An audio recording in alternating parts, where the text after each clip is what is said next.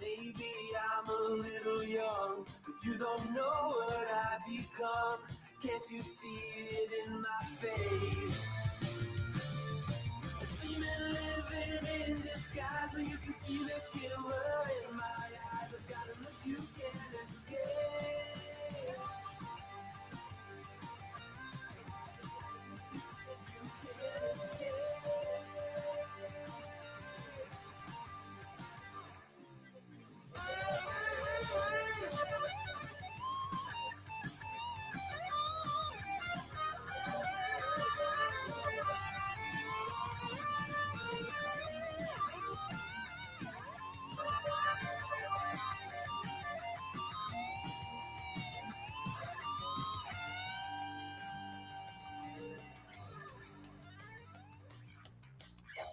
No one understood the world that I was making. Look me in the face and tell me I was faking. Maybe I'm a little young, but you don't know what I've become. Can't you see it in my face? A demon living in disguise, but you can see the killer in my eyes. I got a look you can't escape.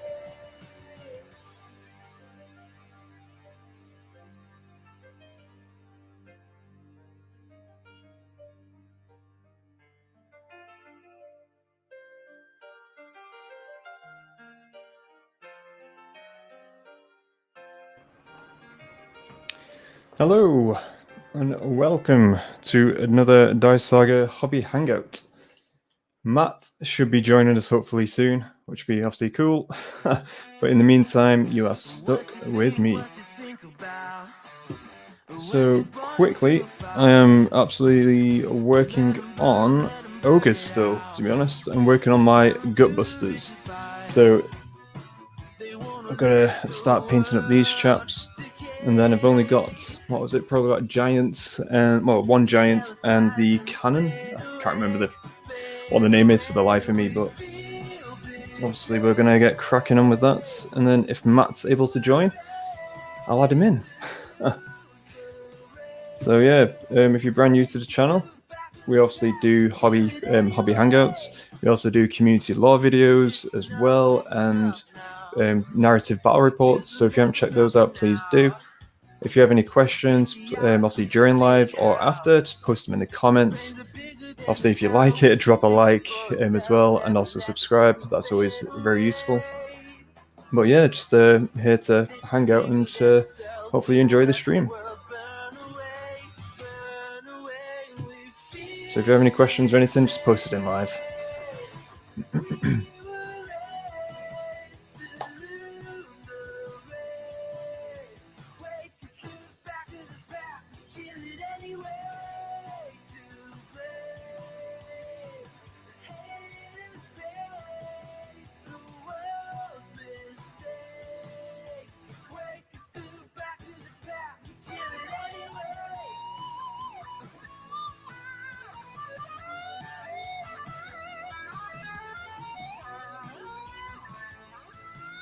Yeah, normally it's we try to do it around streaming around this time as well, just so it just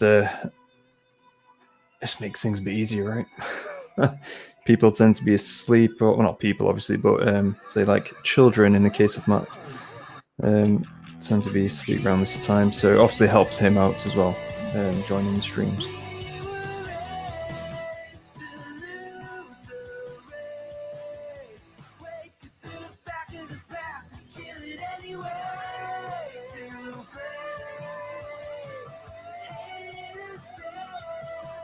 I've got to admit, I am absolutely looking forward to seeing more of the flesh eater courts that I've got. So obviously I haven't assembled them yet, but I'm still looking forward to actually assembling, getting them painted, and yeah, obviously using them as well. But I've got so much narrative lore that I need to get written for those guys too. Oh, it's going to be so much fun.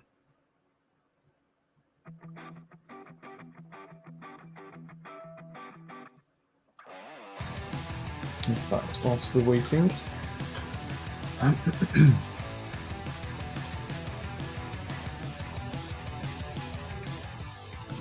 You think you've got my number figured out?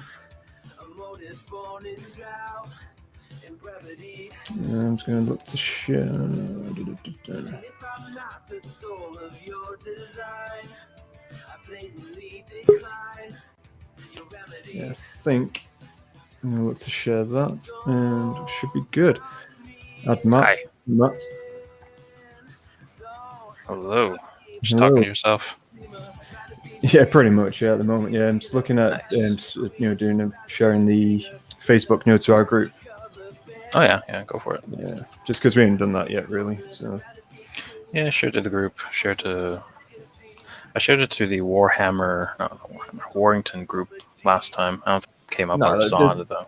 Yeah, of course. Yeah, no, it's worth doing though. I mean, I think I'm going to do it in the Discord as well.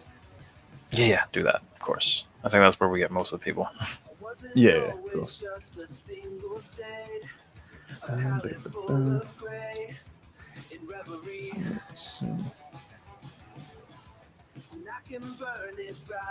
Share to the group.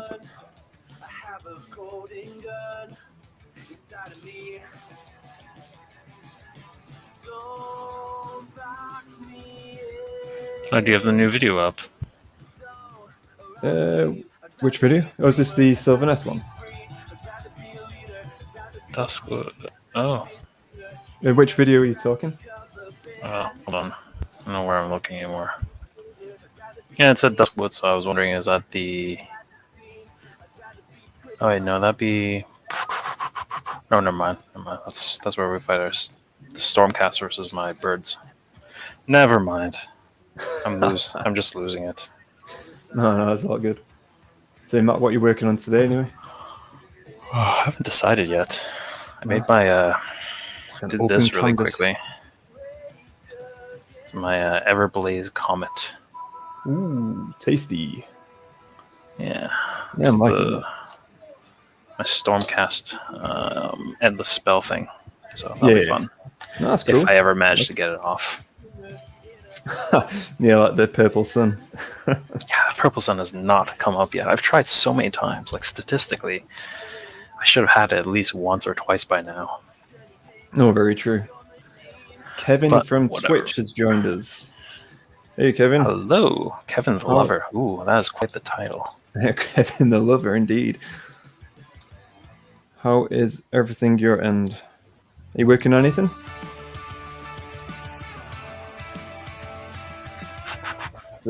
Matt, I've assembled all my Gutbusters now. I'm just did a little bit of priming as well. I just need to cover up some bits that I missed, and yeah, I'm going to get cracking on with them. So, which would be awesome.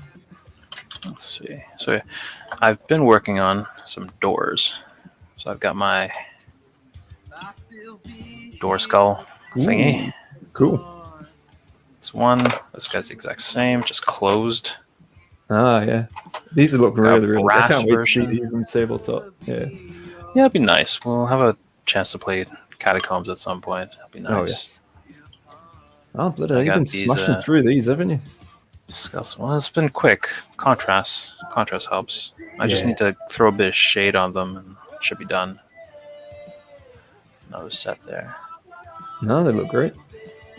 Hopefully. I mean, it's pretty simple stuff, but hopefully it'll look all right. It's like, it's backdrop stuff. So hopefully it'll look all right. That's fair. So we got Kevin. He said he's working on Imperial Chaos Knights. Ooh. Wait. Imperial / Chaos Knights. That means like the big gigantic titans from 40k then. Okay. Yeah, I believe so. So we're not exactly 40k players, but yeah, I get that. That's all right. It's just sometimes I get confused because people are like, oh yeah, I'm working on Chaos Knights. I'm like, well, that's cool. So am I. Or my Slaves to Darkness. I'm like, no. Chaos Knights. The big ones. The big ones. No, that's cool. So I bought an Iron Blaster kit to make the cannon look parity. That's awesome. I love kit bashing. Ooh, cool. Yeah, I love all that kind of things. Any conversions? If you don't, obviously this isn't a pitch, but it's a good segue. If you don't follow us on our socials, if you just obviously we've got Instagram, Twitter, Facebook. But if you want to show us, if you want to send a picture to us, we're happy to share it on our page as well. So I think that sounds pretty cool.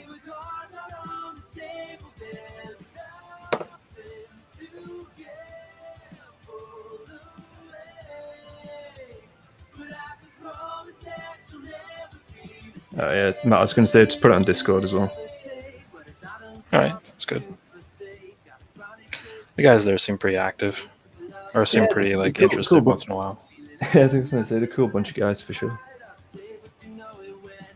All right. To be honest, I wish I just primed these actually before, covered up all the little bits that I missed before the stream. So, because to be honest, I've been doing our first reel, on Instagram. Mm-hmm. Yeah, so I figured I'd, because I've never done reels before, so I figured got the wife to show me. So it's like a little, it is a video clip, but it's quite it's segregated into little clips, if you like. It's a very popular thing anyway at the moment. But yeah, I had the wife show me what's all about, and then so I decided to try it out on Instagram, and it's doing all right so far. Got a good number of views and all that jazz.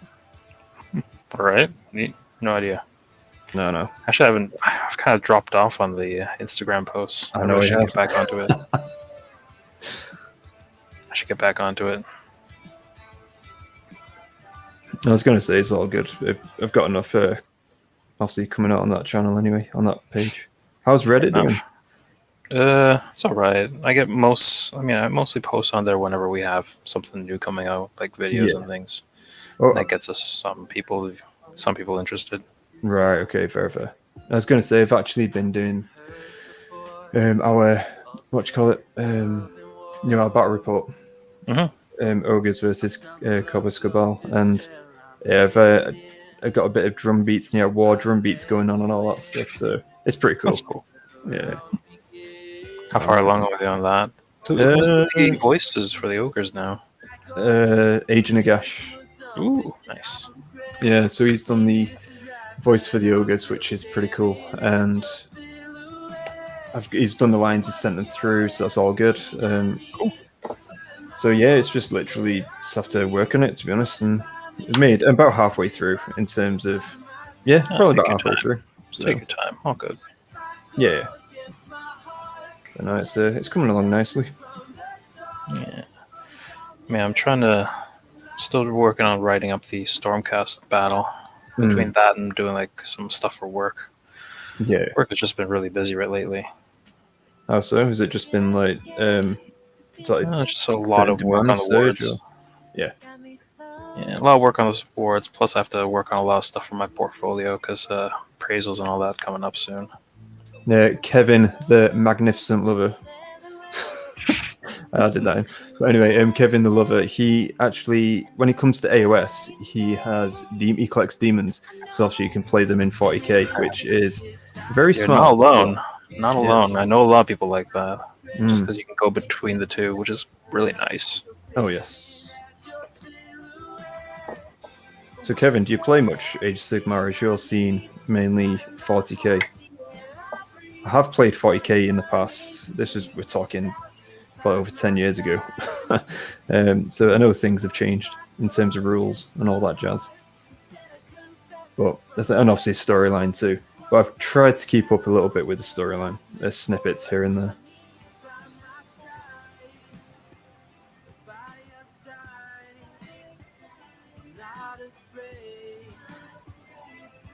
Oh yeah, might as well. I've got my flesh eater coats as well. Another box. Oh yeah. Yes. Nice. Which box did you grab? Just the Start Collecting box? Or... the latest one. With the is it Arch Revenant? Not Revenant. The Arch Regent. We got Sylvaneth head. Yeah, Arch Regent. Yeah. Right. The one for the Broken Realms. Right. Yes. Right. Okay. It's not a bad box. No, gives you quite a good mix of things, doesn't it? Yeah. And then, as I said, I'm going to be doing some mortal conversions for my chaps. Ah, right. That'll be cool to see. Yeah. think that's a good idea. I think some people. I've seen some people do it. I think. But Yeah, not some people have for sure. Yeah. We're not that good that we come up with completely original ideas that no one has ever done before. But we will try.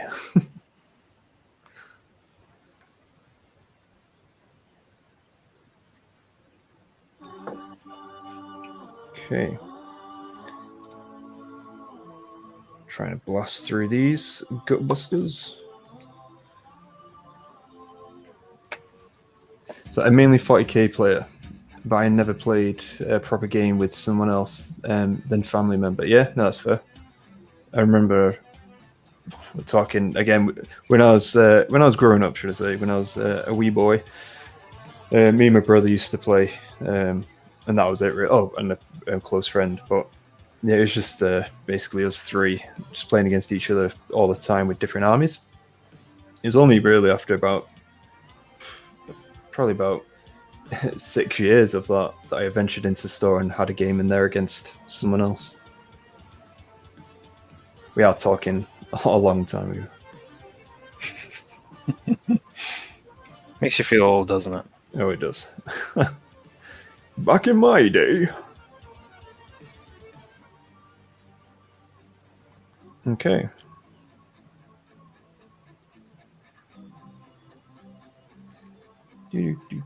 Get that done.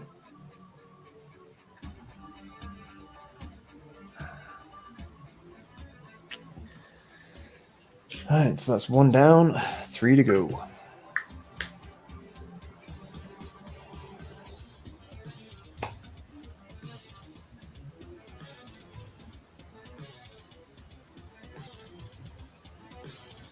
So I'm just going over the prime anyway, because I've already sprayed them, but I just need to touch up little bits here and there. So it's not going to take me too long to get this done. And then I can get on with the painting.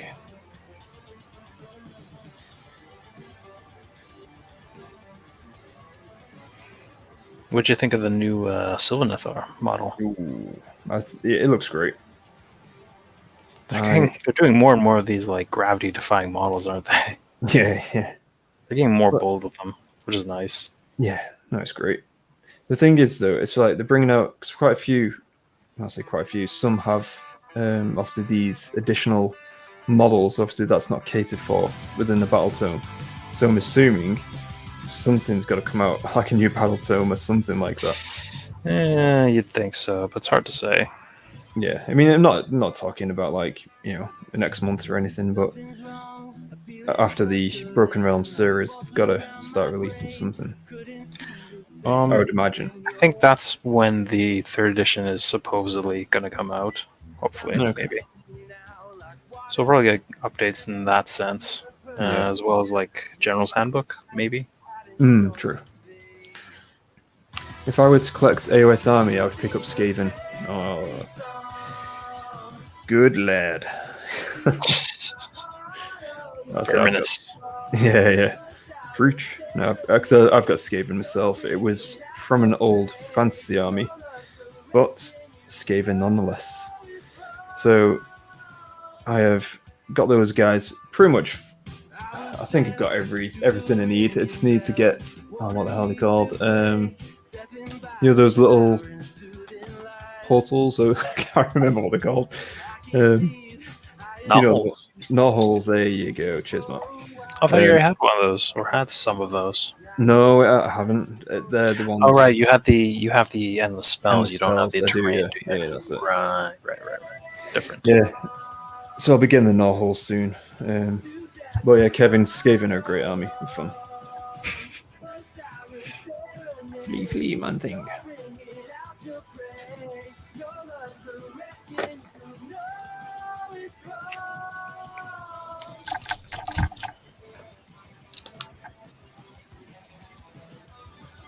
So anyone who's in chat as well, please feel free to, check out our battles if you're brand new as well, because we do narrative style battles, narratively told match play battles. That's right phrasing. And also we do community lore videos too. So obviously, feel free to check out those, and you can also participate in the lore aspects of our Pocket Realm too. So you can add your own factions, your heroes, your settlements to our Pocket Realm called the Interstice, and yeah, just get involved with the community that we got to go in there as well, which is pretty cool.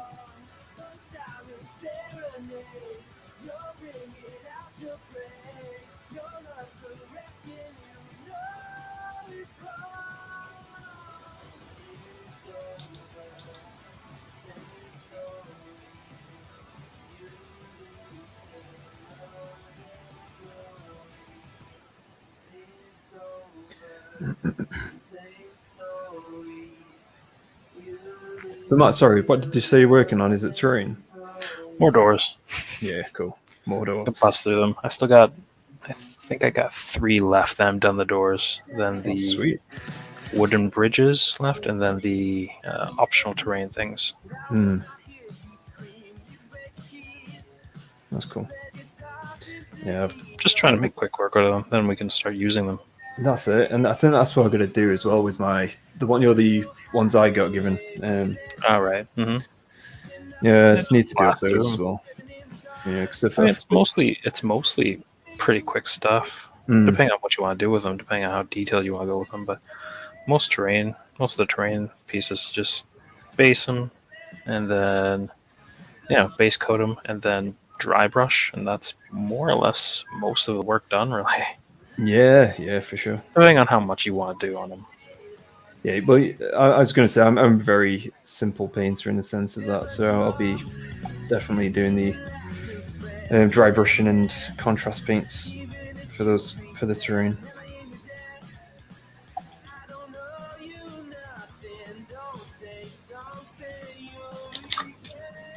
Also, I've done a bit of shuffling around in the hobby room. So because I was running out of room on the shelves, so I ended up getting like another set of drawers. Well, not another set. Getting some drawers behind me and stuff to start utilizing that space. So the wife has migrated some of her things. Now the actual computer desk is very well organized, as well as my shelf as well. So it's pretty cool. That's decent. Yeah. Yeah, I got to work on getting my stuff decluttered. It just collecting dust on my desk and stuff. It was just not good. Yeah, that's the problem with this hobby. We get so much stuff sometimes. Oh yeah. Can attest to that.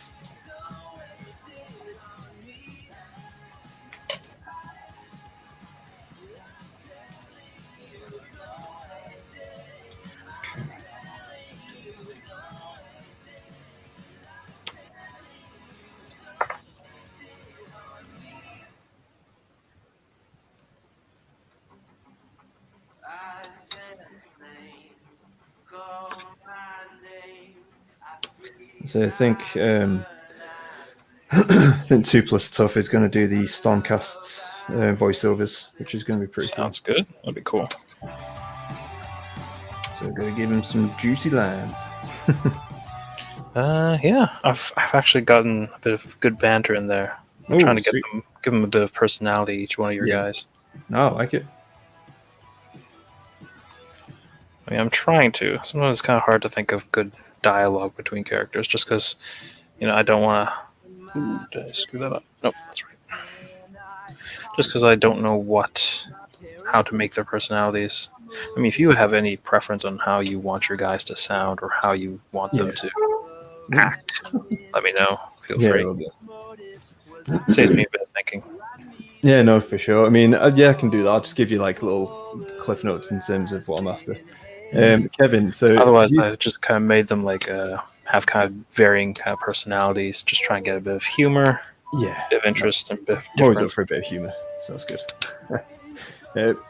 Kevin, do you think the Soul Wars, obviously the starter kit, is worth buying to get into AOS?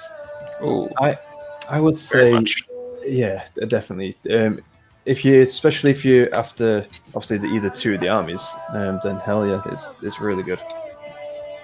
Or even if Yeah, it's, to be their honest, starter boxes Sigmar. in general from GW are very good value, I find, in Mm. general.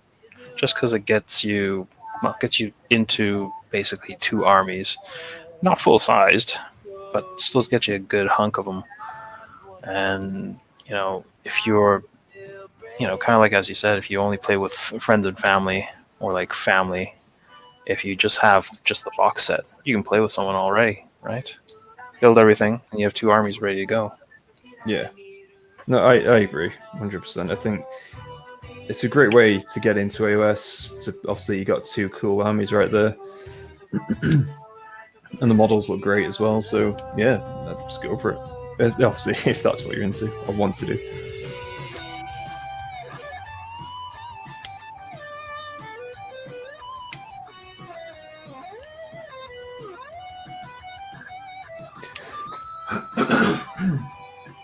Pardon me.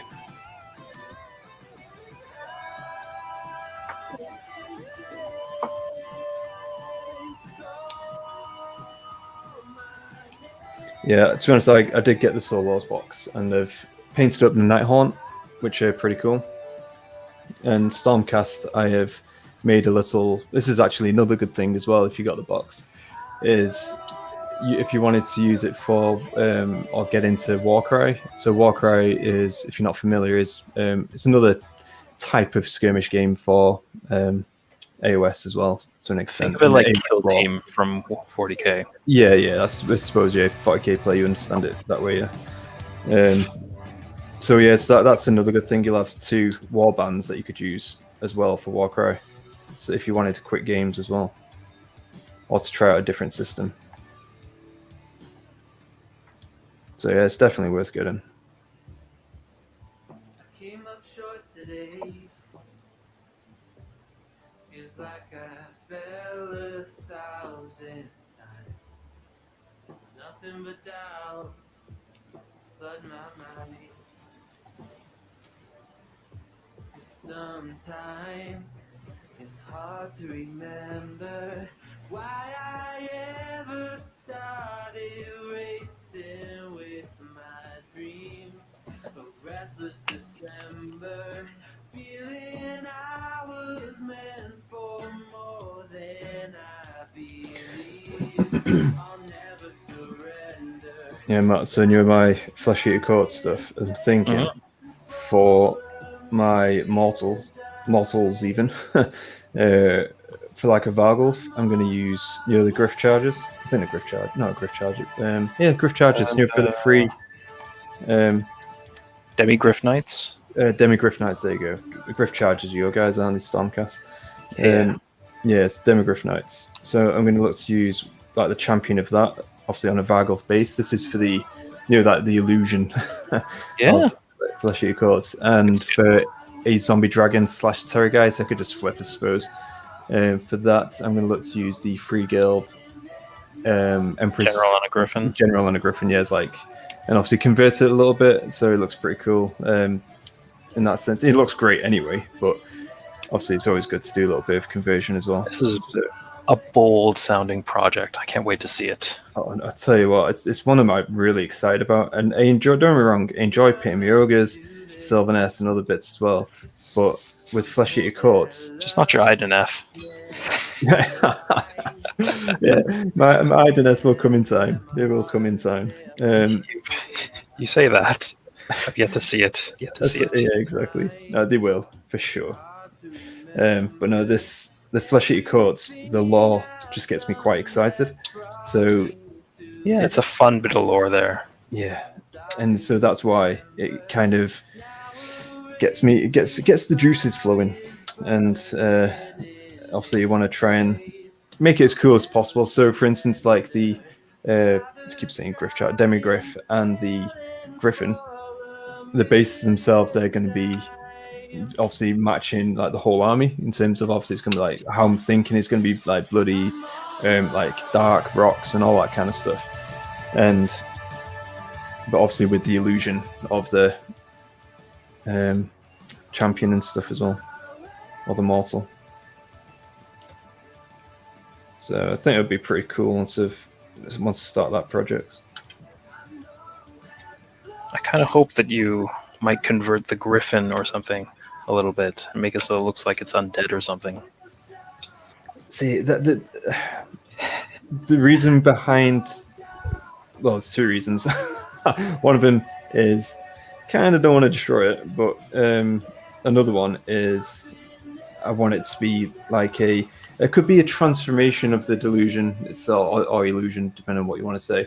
But so it's like it could be like a midway transformation kind of thing. So like half could be like undead, the half not. But obviously, need to really take my time with that in terms of getting that right. But yeah, I don't know. Probably not. I'm just going to say probably not.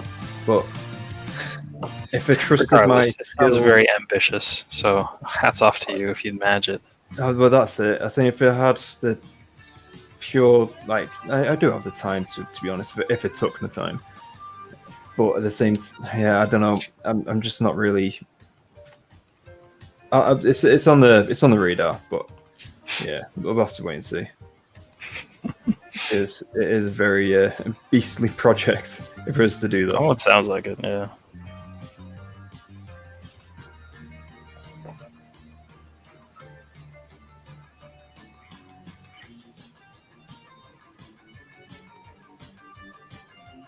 By the way, guys in chat as well, if the audio is okay and all that kind of stuff, because I think there's a bit of music playing in the background, let us know. If you're watching this back afterwards, obviously, so it's not live, just let us know in the comments as well if the sound level is good, or basically feedback and all that kind of stuff is always very good.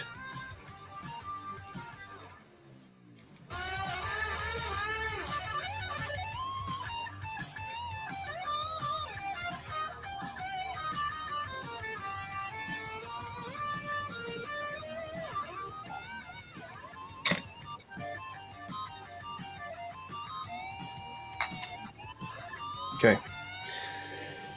My last chap. Also, Matt, I don't know whether you can see this as well. So, it's a statue from Lord of the Rings. Oh, is it? So I'm basically just need to do a bit of debasing and probably a bit of highlighting as well. But yeah, it's a pretty cool model to use as well. So I'm gonna look to use that in our battles as well. Yeah, I mean, terrain is so interchangeable between any game, really, as long as it's the right kind of era. So, I mean, anything Lord of the Rings would work very well in AOS, I think. Kevin, it's perfect, my friends. Perfect. That's what I like to hear.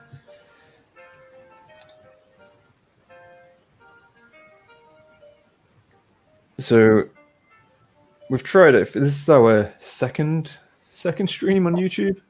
I'd say third, isn't it? Third, I think. Oh, third. No, third. Yeah, sorry. We did two quite close together, didn't we? Yeah, relatively close. I think we did it on a Wednesday then Friday or something like that. Days kind of blur together for me. I don't know. That's what I'm saying. We've done three now. This is our third. Yeah, no, it is our third stream. Yeah, so obviously we're still learning as we go and all that kind of stuff. And obviously it's just great to talk to the community as well because we love hearing what you guys are working on. It's hence the format that we're doing at the moment.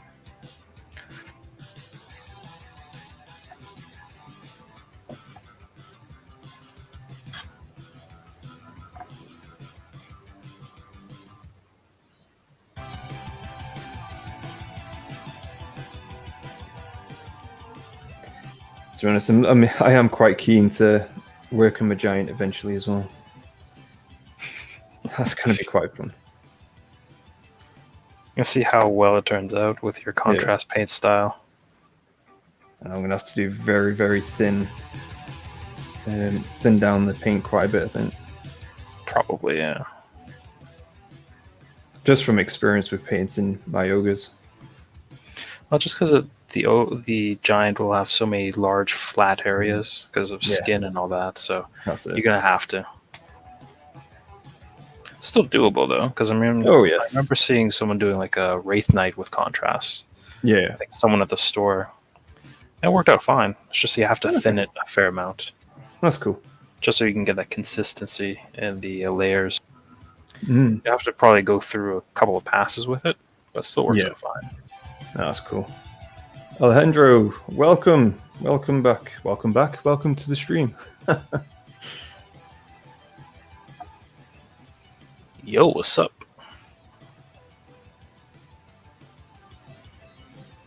How are What you doing? working on today? Oh. No, I was going to say, Alejandro's got a cool settlement that will be put into the Interstice at some point down the line. It's the one with the, I think, Matt, I don't know whether you remember, it's the one with the forest that has eyes, where the people were blinded entering the forest. You may not remember. I don't remember that, no. It's going back, we're going back a good number of weeks here. So, but no, it's really cool. It's kind of away at that point, I think. Yeah, I thought it may have been actually. But no, it's a really cool settlement, and yeah, we're going to look to put that. It's in the realm of Ulugu, so that'll be pretty cool. Okay. Yeah, just make sure you let me know like where these, because sometimes I can't keep up with the submissions because we're getting so many good submissions. Just let me know, like, give me a list of where these places are, and then I can start updating the map a little bit. I can't promise anything on getting like a brand new spanking map out there yet. Yeah. But in the near future, I want to get one out. Maybe after the Broken Realms has kind of settled down a little bit. Yeah. But no, it's just good as well. It's just so we just keep tally of locations, all that kind of good stuff as well.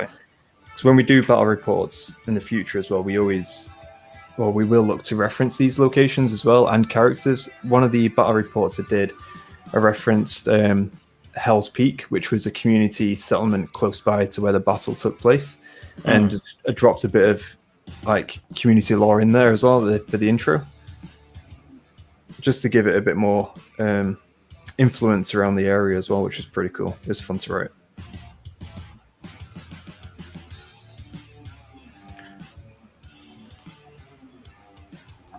But yeah, we've got that settlement I'll be looking to place in the Interstice, so at least we got the location there as well, and then we can pinpoint it in the map as well later.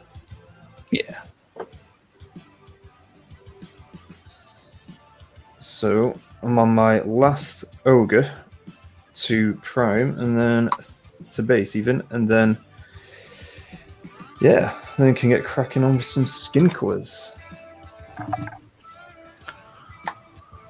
Oh, cool. All right, okay. Alejandro is working on his Space Marines at the moment. Cool. What chapter? What chapter are you doing? I don't really have a. Do I have a favorite? Ooh, I think Crimson Fists, and for nostalgia purposes, Blood Angels. Blood Angels were my very first Space Marine army. This again going back many years. Yeah, just keep reminding us how old you are. It's all right. Yeah, it's all right. I don't think the webcam picks up the greyness in my beard yet, so that's all right. But, this is why I stay off camera. Okay.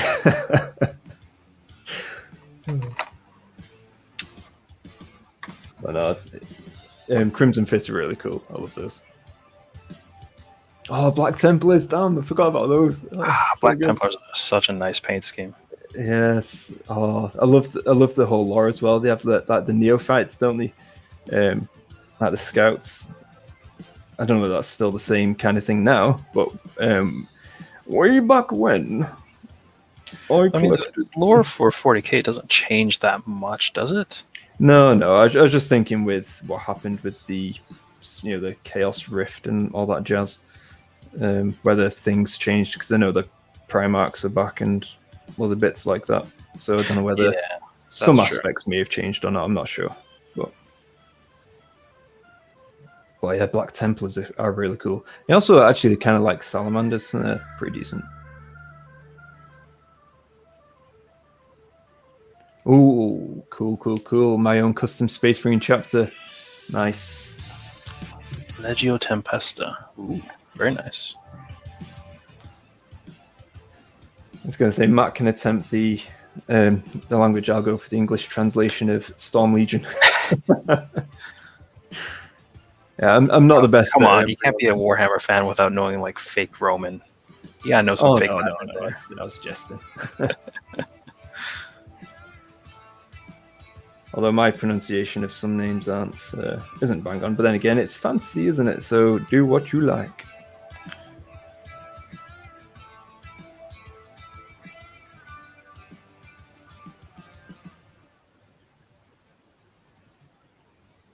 But no, honestly, I think if, and that's a big if, me and Matt were to ever get into 40k, because obviously time permitting and all that stuff as well. But if we were to ever get into it, I think it would be Kill Team or something, right, Matt? Yeah, probably something small to start off with, at least. Yeah. But I can imagine doing the narrative battle reports being pretty cool.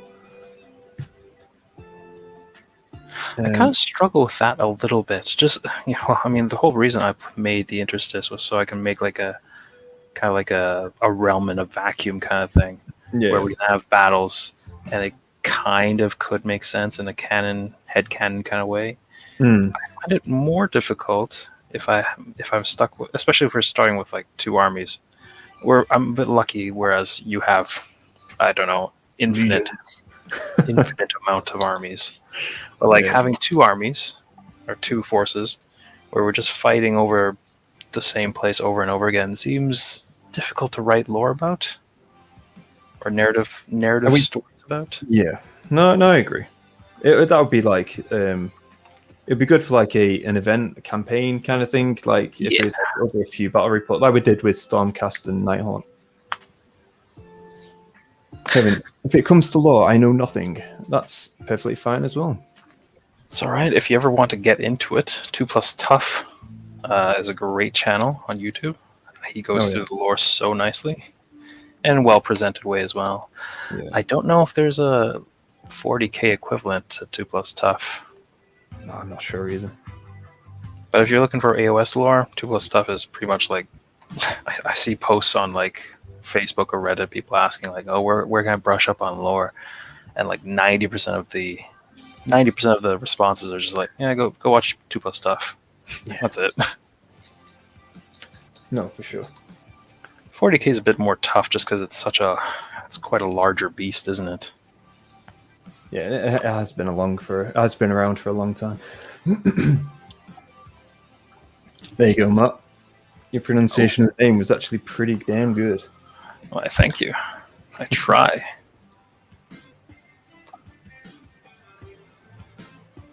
All right, so that's all my guys' based done. So next is skin.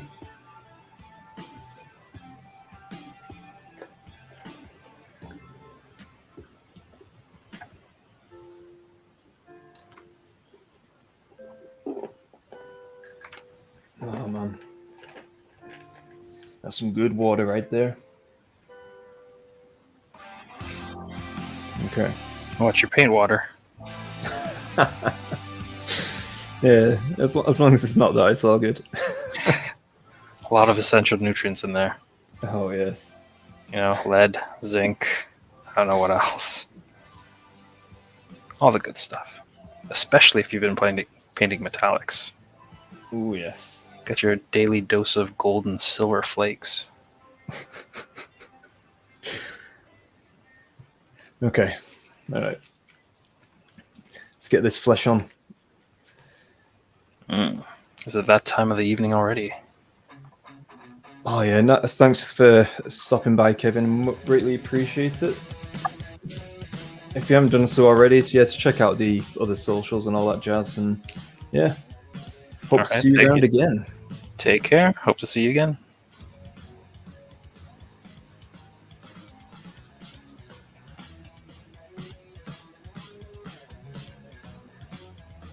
Okay.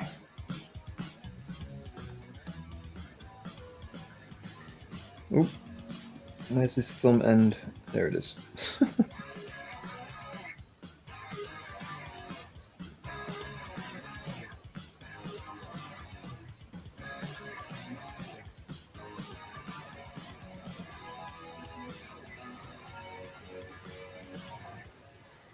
Okay.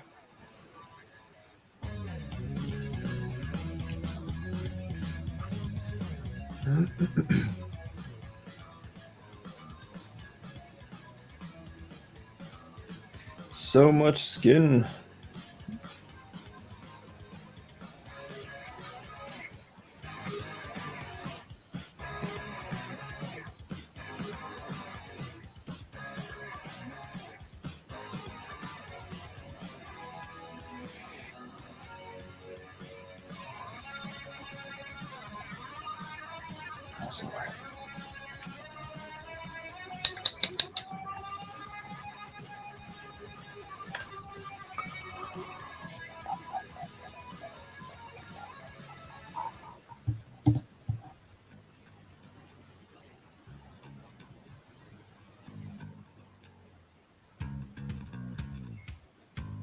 Yeah, I am learning a lot with contrast paints and skin at the moment with the ogres.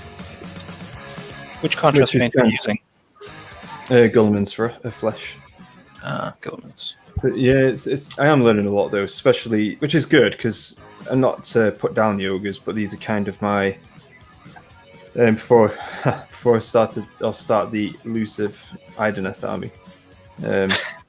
Wait, are you going to use Gilman's flesh for your Ideneth? Oh no! It's just in terms of how to apply it to gotcha.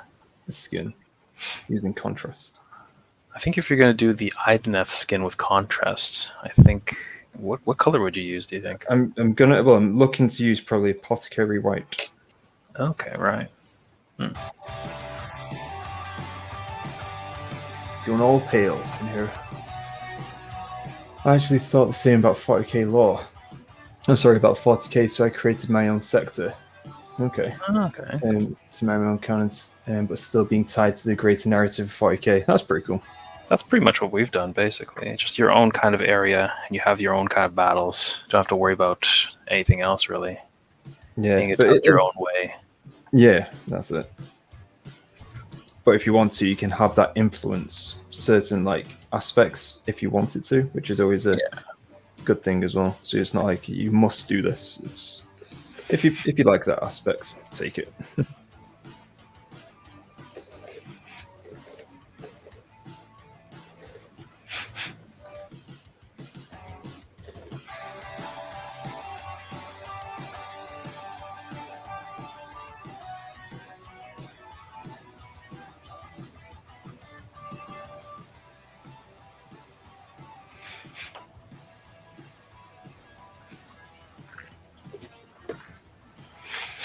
So Nova Crucis, is that like Nova, like new Crucis, new cross?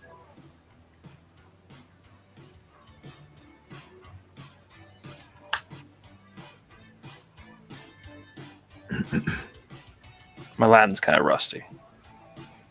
Mine's non-existent.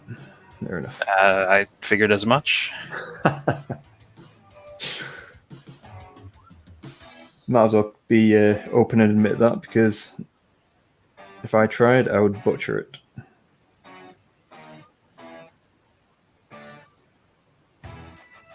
I'm tempted to do some tattoos on these ogres, you know. Ooh. Well, I mean, can't do that with contrast. No. Or at least, I don't know, I suppose you could. It'd be very, very difficult, though, I think.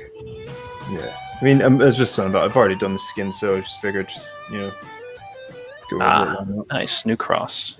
Makes sense. Makes sense with your black, or the Templars, right? Yeah. Hey, Paul's joined. All right, Paul. Hey, Paul. Welcome back. Welcome. Just painting some ogres, my ogre Moor tribe. So we're actually working on Gutbusters at the moment. And Matt is working on some terrain. Painting doors. Yeah, painting doors.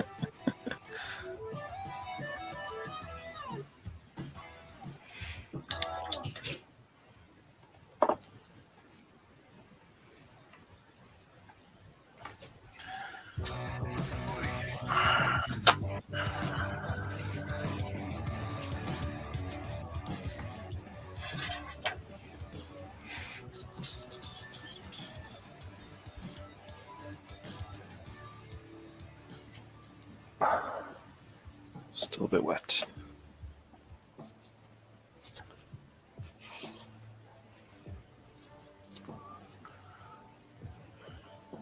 I've actually, my ogre's skin tone, I've actually done a bit of a kind of mix and match between each ogre to an extent, just between obviously Gulliman's flesh and Fireslave flesh as well. Just to be right back. Yeah, no worries. Yeah, so that's pretty much just to have a bit of variety with the skin tones, which is pretty cool. That Matt's been summoned by his kid, which is all good. Yeah, by having your own portion of the universe or realms, you can create your own great villains, your own great heroes, and your own great narrative. Exactly that. And that is exactly what we're doing with the Interstice Pocket Realm. And again, this is why we keep banging on the drum regarding getting the community involved, because again, we want to hear your stories, all that kind of good stuff. So obviously, it's all well and good us telling our stories as well, but at the same time, if we can get your stories out there, obviously that's awesome too, and get them kind of interweaved using the Great Weave.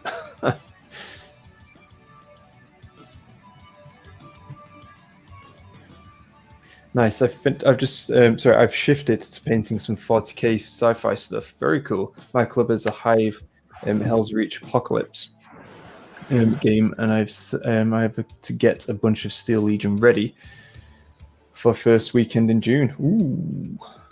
So, in a way, I really liked 40k lore, right? So, and love them all, hated them. I think Tau became one of my favorite factions.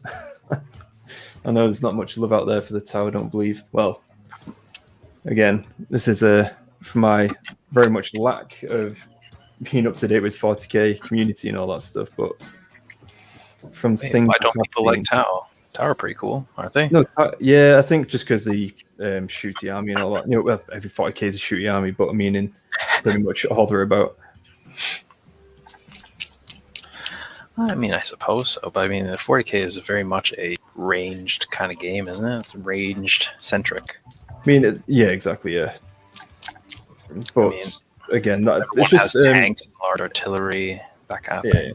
But then you obviously have the assault troops and all that stuff, and you get them into combat and all that jazz, especially with the lovely orcs.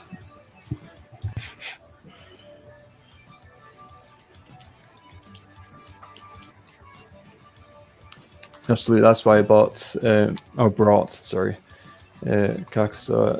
I'm eager to participate in the Interstice too. Matt, tell you what, I think you're going to have to take over some talking. Either that, or I'm going to have to drink more water. I'm chewing on my own words here. It's all good, all good. Brought. Yeah, no, I got it. I to be honest, Paul, it doesn't matter. You could put a load of gibberish in there. I'll probably still stumble everywhere. Yeah, I'm happy. I want to write Carcosa into the lore at some point, or into the narrative battles at some point. So I'm sure we'll have a fight there at some point and bring something through it. That'll be interesting. Yeah, exactly that. Max, I was going to say, Paul's discussing that aspect of it as well, and we were saying that potentially, or we're leaning towards the idea of, like, as you say, we'll have a battle there. Obviously, the magics around will ignite the gate itself, and then his Slanesh would obviously pour through and have an impact on the battle itself. Whether that's through certain like penalties or other stuff as well that we would suffer. So something cool like that to introduce it. That would be pretty sweet. Yeah.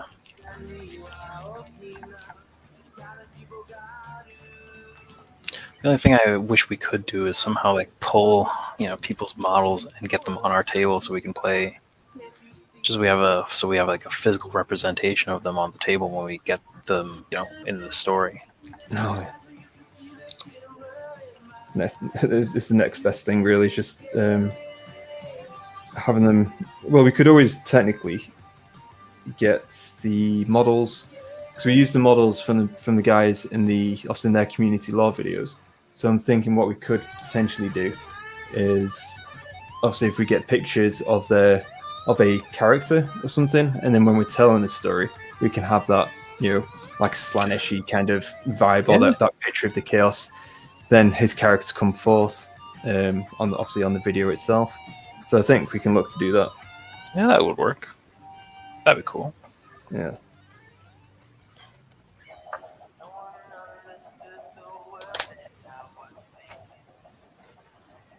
So, sorry, I missed that last one. People poo-poo Tau for a variety of reasons, but in my honest opinion, they're pretty cool. Yes, we both agree with that. Agreed.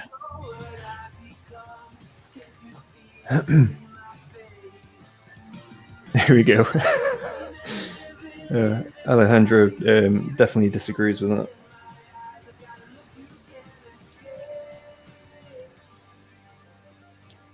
Oh, wow. Those are fighting words there, Alejandro.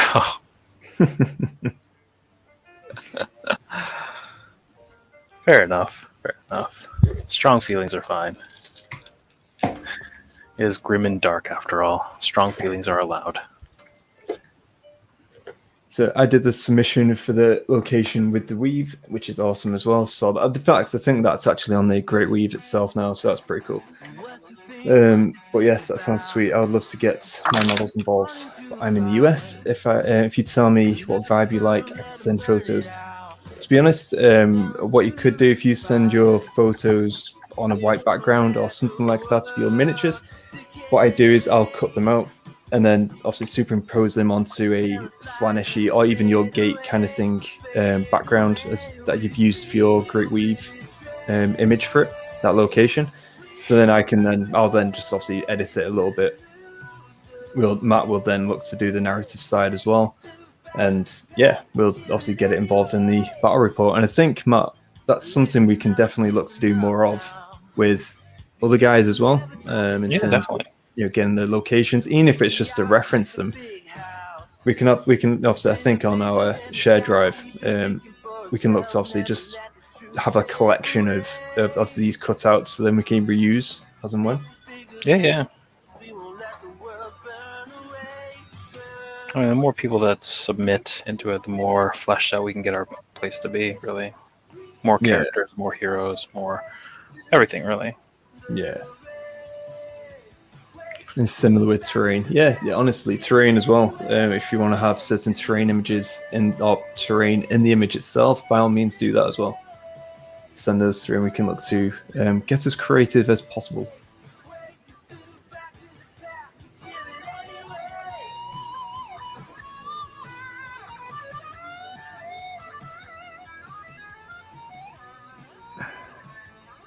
Oh, I've missed. It's shocking. I've missed some of the belly for the ogre. How could you? It's like the biggest part. How is that possible? It's hidden away just behind the armor. Okay, right. Well, armor, arm, and gun.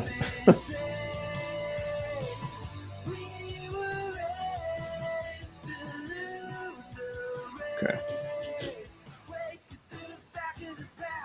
Now I've got his belly. Got his belly covered. Oop. Wait, Dave. All right, mates. Managed to join us.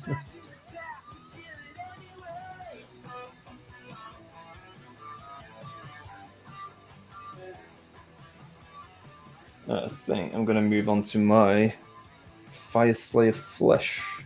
Yes. For the other two ogres. Fireslayer Flesh, is that like a slightly more ruddy kind of tone? Yeah. I'm absolutely loving these ogres though, these Gutbusters. They've got these Noblars, one sat on the shoulder with the flame in his... I've used the head, so he's got like a little flame in his mouth, obviously attached to his stick. And then this stick ready to light the cannon as well with the flame on it. That's cool. So cool. Love it. Nice bit of personality on the models. It's always nice. A nice touch.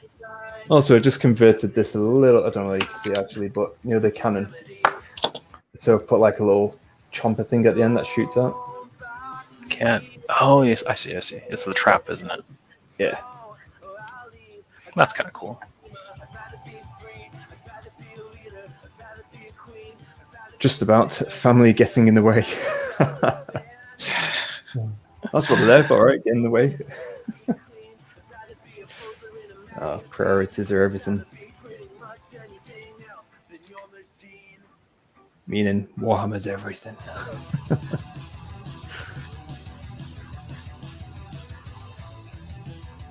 Actually, Alejandro, I recently started liking Tau more because they got influenced, and started killing all the auxiliaries. The Imperium like that. Oh. No, I didn't know that. I did not know that either. Yeah. Ooh, interesting.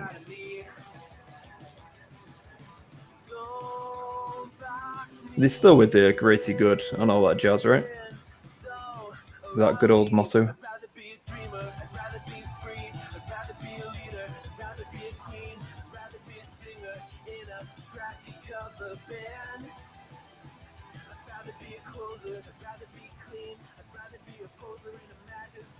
I don't know. I always like Tau just for the aesthetics of them, like really clean, cold, kind of white armor, crisp. That kind of thing. Yeah, I love the battle suits as well. Battle suits are awesome as well. Yeah, I like the cast system as well. Like they've got water, air, fire, all that kind of stuff. So it's just pretty cool. So it obviously determines whether you're a fire warrior, pilot, I don't know, engineer, all that kind of good stuff.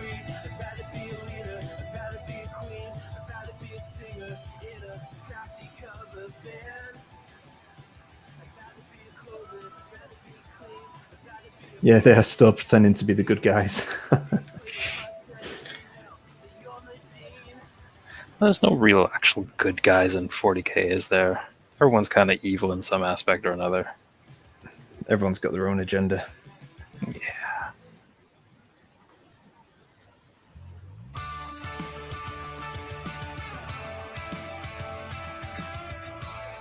Paul, that reminds me of the Slaanesh law in AOS, where her influence resulted in Stormcast killing some innocent cities of Sigmar citizens. Ooh, when was that? Sounds familiar, but I don't remember when exactly. Mm. She had to break it.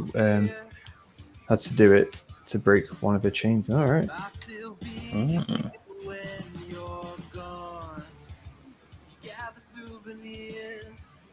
To be honest, I've been guilty of just not delving into that. I mean, I've got the cliff notes of what happens in the lore and all that kind of thing, but I've yet, yeah, pretty much 2+ stuff. Yeah, so I've yet to actually pick up the book and read it. Mainly, again, time. What the books I tend to listen to. If they brought out like audiobooks of the lore, then I would definitely pick those up and listen to it. But yeah, it's just finding time just to read, to be honest. That's why we have Doug. That's right, yeah, exactly that.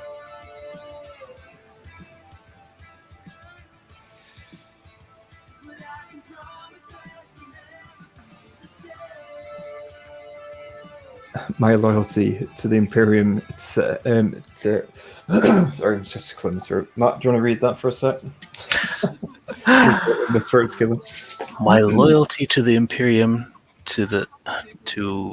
wait, what? My loyalty to the Imperium to a side town mechs are really cool.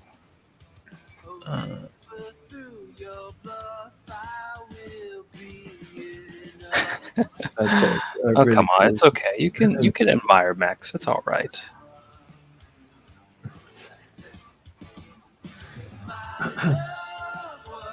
No one's gonna call the Inquisitor on you. It's all right.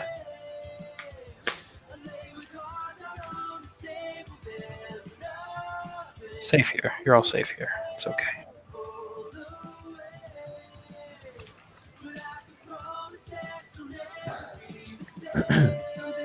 So I'm just following the Slaanesh law, to be frank. Okay, so That's pretty fair, I think, just because, I mean, it's hard to keep up with that many different faction lore, really. If you just go with what your faction lore is going through, it's enough, I think.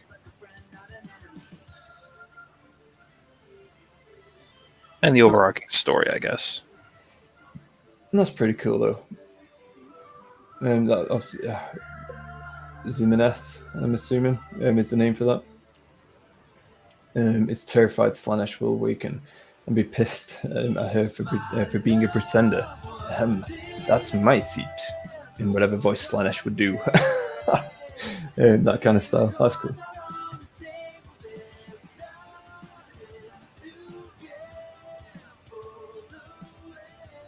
Sis Umneth. Okay. I was going to say, yeah, I would butcher that completely. To be fair, I don't know how to pronounce that either. But I suppose that's how, a lot of Slaanesh stuff is.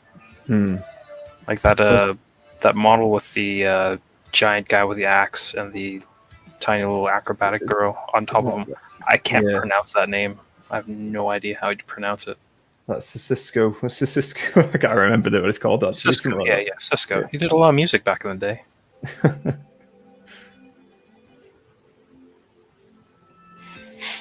But no, it's like Seraphon as well. I'm not really great at pronouncing those guys. Yeah, I mean, they're like Amazon-y kind of, not Amazon-y, Aztec-y kind of names. Aztec, yeah. Then again, to be fair, I don't think anyone really knows how to pronounce them proper, True. if there is a proper pronunciation. So just go with what you want. Yeah. But I always do appreciate when, obviously, people put in the breakdown of what it's called. It's like some of the character names for the ogres. I did that for Age Nagash. Just broke it down for him so he can pronounce it. I just randomly pronounced it somehow.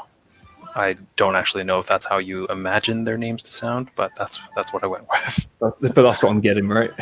That's what you get. Dave, either way, Slaanesh wins. I may be biased. Yeah, I think it might be, Dave, with your settlement that you have in the Pocket Realm. Dread Hallow. Celesk. Yeah, that's how I pronounce it. That's how I would pronounce it. Celesk. I don't know if that's right. I've heard lots of different variations on it. Sill, like the windowsill. Esk. Okay, yeah, well, I like that. We'll go with that. Like, I've heard someone say it's Sile SK, something, or some variation of that. So, just go with whatever you want to say. Yeah, Dave, I appreciate that because it took a few takes to get those names right. I'm not gonna lie. Oh yeah, true that, Alejandro. Yeah, Doug from Two Plus Tough. He is definitely all light and good vibes. It's rare to see someone with such good, just so upbeat about everything. Yeah, it's nice. It's a nice breath of fresh air, really, on the internet. It is, and it's one of those things where there's not enough of it. So yeah. I mean, obviously, I'm going to say this because I believe it to be true, but me and Matt, easygoing people, we're here to have a good time. With obviously with you guys as well. So, share your hobby interests along with ours and just have a good time. What if you're everything I need? Far in my heart, the air I breathe. What if I'm incomplete without you by my side? Yeah, sorry, not sorry. Dave, I think when it comes to you're doing Vamps next, aren't you? The Soulblight Grave Lords. I think you're going to be looking to get into those. So, yeah, we'll see what the names are for those guys when you do them.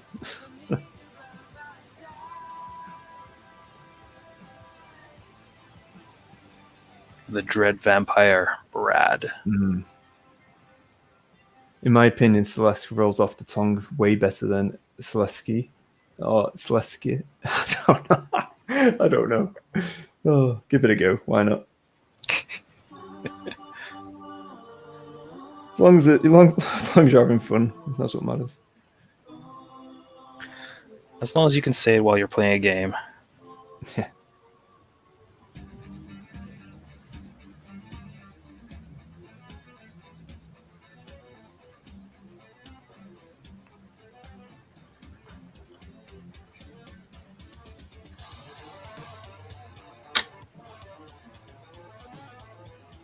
How are the doors coming, Matt? I'm on the last one right now. Ooh. So I need to do shades and possibly dry brush and/or highlights. Fair enough. But we'll see. We'll see when we get there. Sounds good. But I'm just getting the basic colors down first. See if I like them. That's fair. Going for a nice little variety pack on colors. Yeah. I'll keep it simple, promise. Do I trust the word of a Slaanesh player, even? Vampire Lord Bob. Love it. I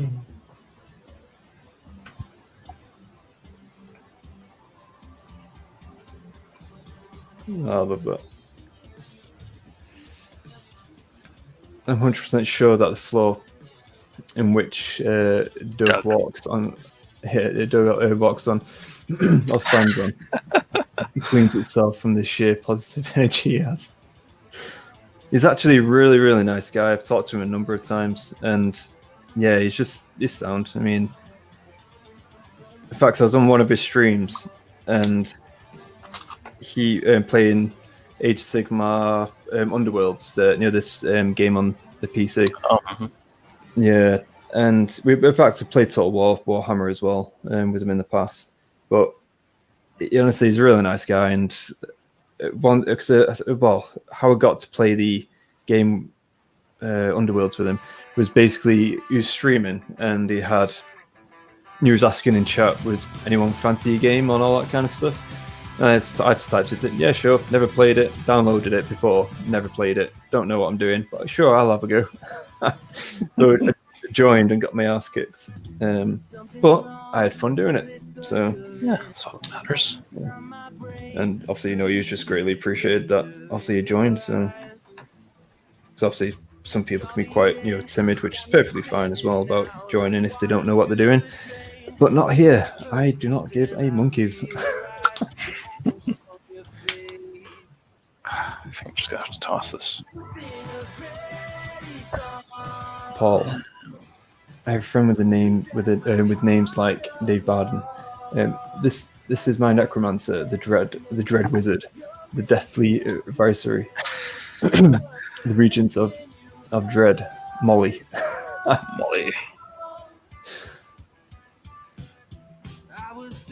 Yeah, that's awesome.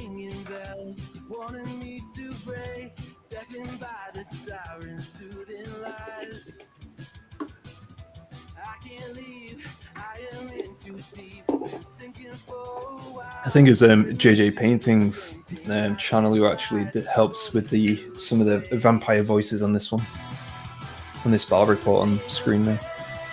He's another decent guy as well, purely into painting kind of aspects for his channel. That's all right. Yeah. I think still a member of the hobby. Still a member of the hobby. Oh yeah, no, for sure.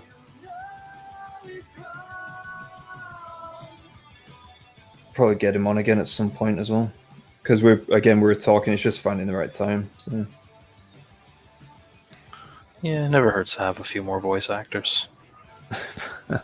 Exactly that. Oh, did I miss that? No, I didn't. That's fine. Yeah, not bad. I've done the skin.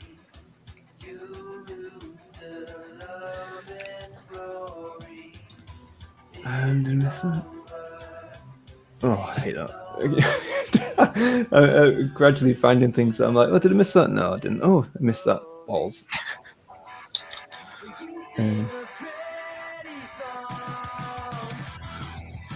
Drink a quart of blood before each recording, and you'll get your vampire voice down right. I don't know about that. I don't think vampires sound like vomiting.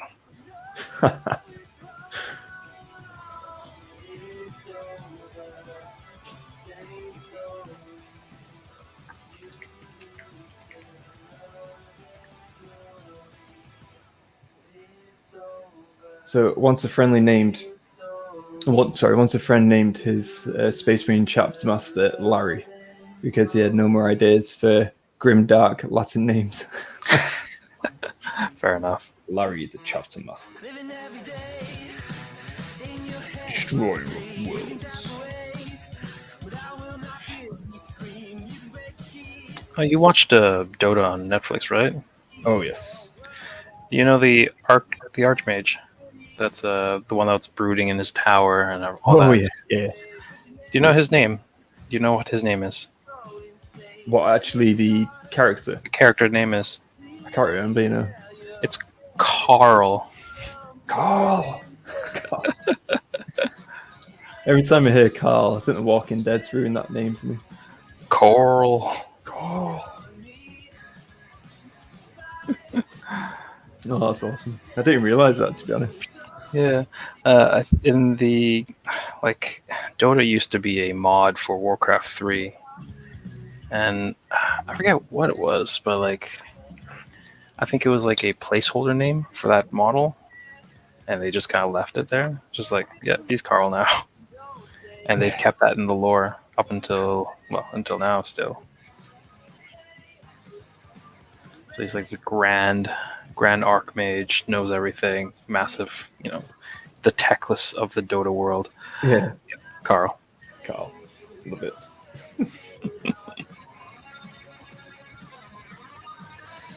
Yeah, so skin is done. So speaking of vamps, once I've done the skeletons from Cursed City, I'll be doing the main bad guy vamp. Ooh, that's the ogre guy, right? Is he an ogre? He's not an ogre, is he?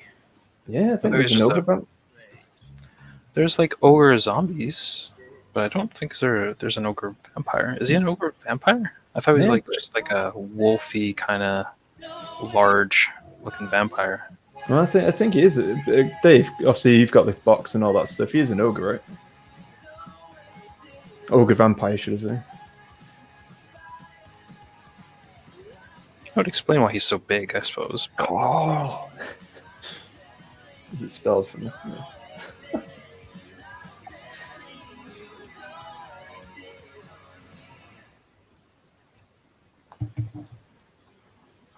Alright. What to do next? I think. No, the Carl is just Karl. Carl. Yeah, it is. Yeah. That is the invoker from Dota. I think he has a funny voice line where he's introducing himself to be like this grand master of this and that and whatever. Fear the power of Carl. So, as a completely serious non-topic question, how many non-tabletop questions? Sorry, how many Chaos Marauders do you think it would take to kill Stormcast Eternal Liberator?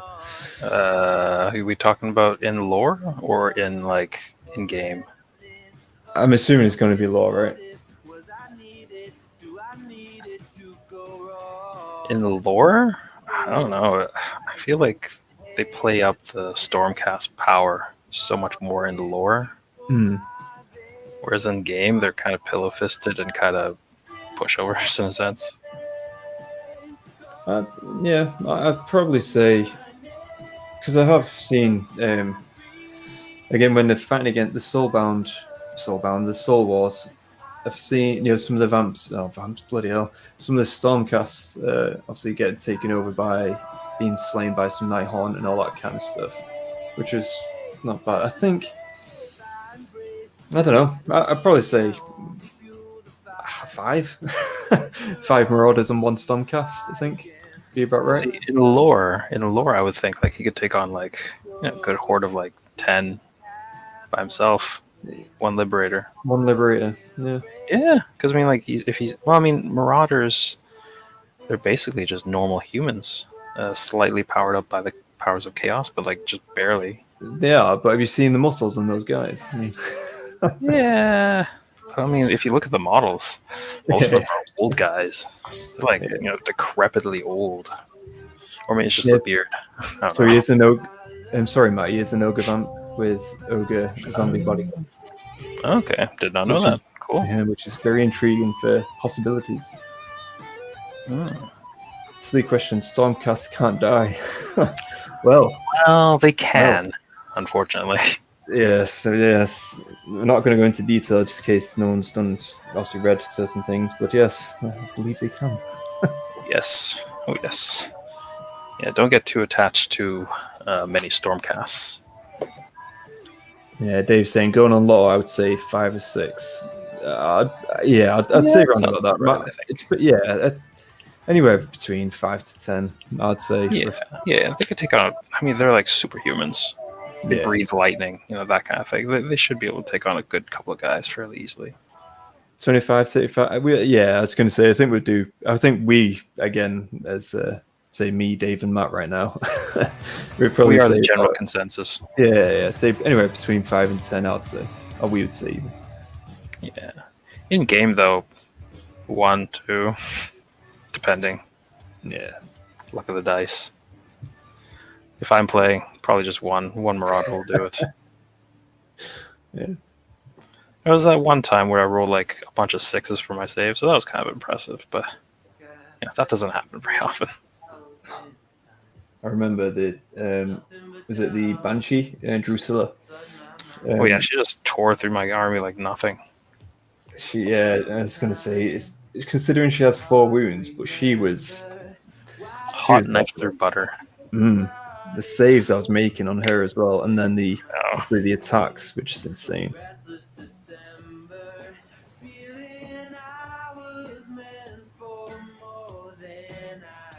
I mean, that is how the dice told the story. So exactly. What can I say? That's what I mean. Those epic moments, though, I still picture it in my head. Kind of stuff. It's pretty cool. And that's why I like playing the way we do. We get epic moments that are kind of memorable. That's it. I mean, and some of our decisions aren't exactly, if I do this, it's going to win the game. We say, do this. It's going to be pretty cool. Yeah, I think that's much more interesting.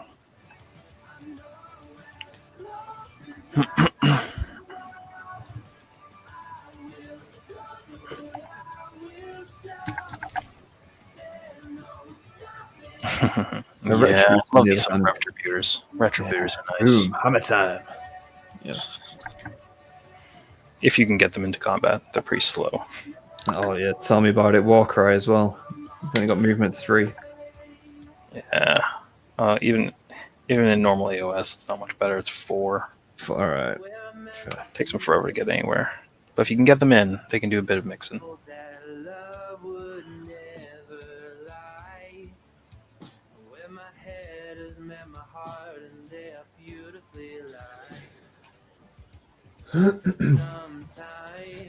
Similar question. Free guild, 1 attack, 4 no rend, 1 damage. How many free guild swordsmen would it take? A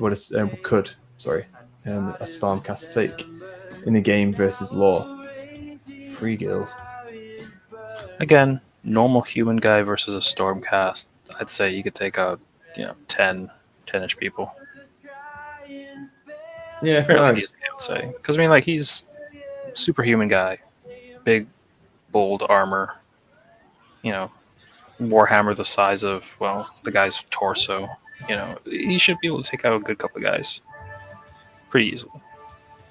In game, though, again, kind of pillow fisted. Not going to be doing very much against them. Yeah, I don't know. I'd probably say in game. What do you reckon? About 2, 3? On a good day, maybe. Because, normal Liberators only get, 2 attacks? 1 damage each. And it's like a 3-4 profile. So not much better than the free guilds. Yeah, I suppose it depends on what equipment you're given as well. Because you get reroll 1s and all that with double the weapons, don't you? This is true. So yeah, I think probably law-wise, I would lean towards probably about 10. Because again, free guild, in lore, they tend to be quite squishy. So I'd probably say instead like Marauders, I was saying like between 5 to 10. I'd probably up it a little bit and just say 8 to 10. Then in game, I'll probably say around about probably about 3 because they have a decent save, 4-up save, right? So, and what we're talking, Fury Guild again depends on what they're equipped with, save wise. But you're looking say 5+. Yeah, so I'd say about 2 or 3 in game.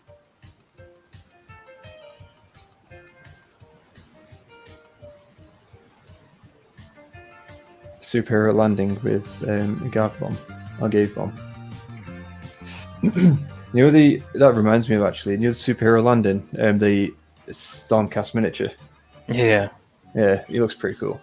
He looks really cool, but the rules are kind of. Oh, are they? I've not looked.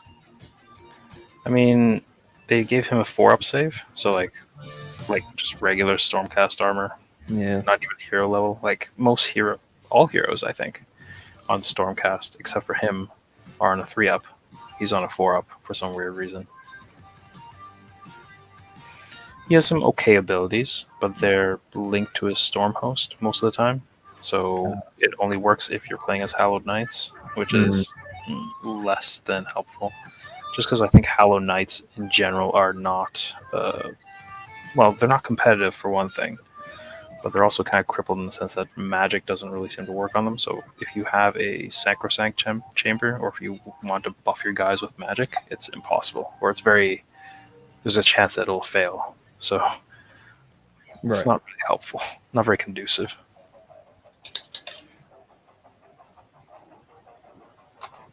So 5+ base, 4+ with the sword and shield, but yeah. I thought it was something like that for the stats. I'll do the rest of that actually. Let me just focus on the pants. I'm going to move on to the pants area and then I can move on. We can cover up the rest later. See, he's looking good. I would say 3 or 4 in game, 10 or so in lore due to the shock and awe. Yeah, I'd say about 8 to 10 in lore, and probably about 2, 3 in game. So we are kind of close there, Dave. Terrible rules for him. Yeah, I was going to say Matt. I was just going to say not really. Yeah, not checked. So. Not ideal. Great model, just subpar rules. So the guy cleaned out the guard with Nurgle, yet in game he's rubbish. Yeah, it's another example where lore doesn't exactly do in-game justice. Yeah, I think people are very disappointed with him, game-wise, or rules-wise. Great model, though. Oh, excellent model.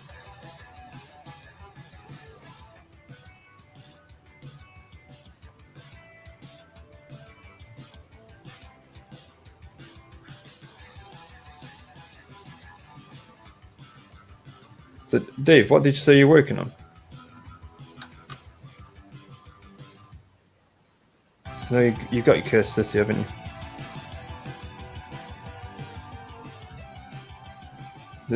As Pax, I think you did say, is it the skeletons and you're working on your Lord or your heroes?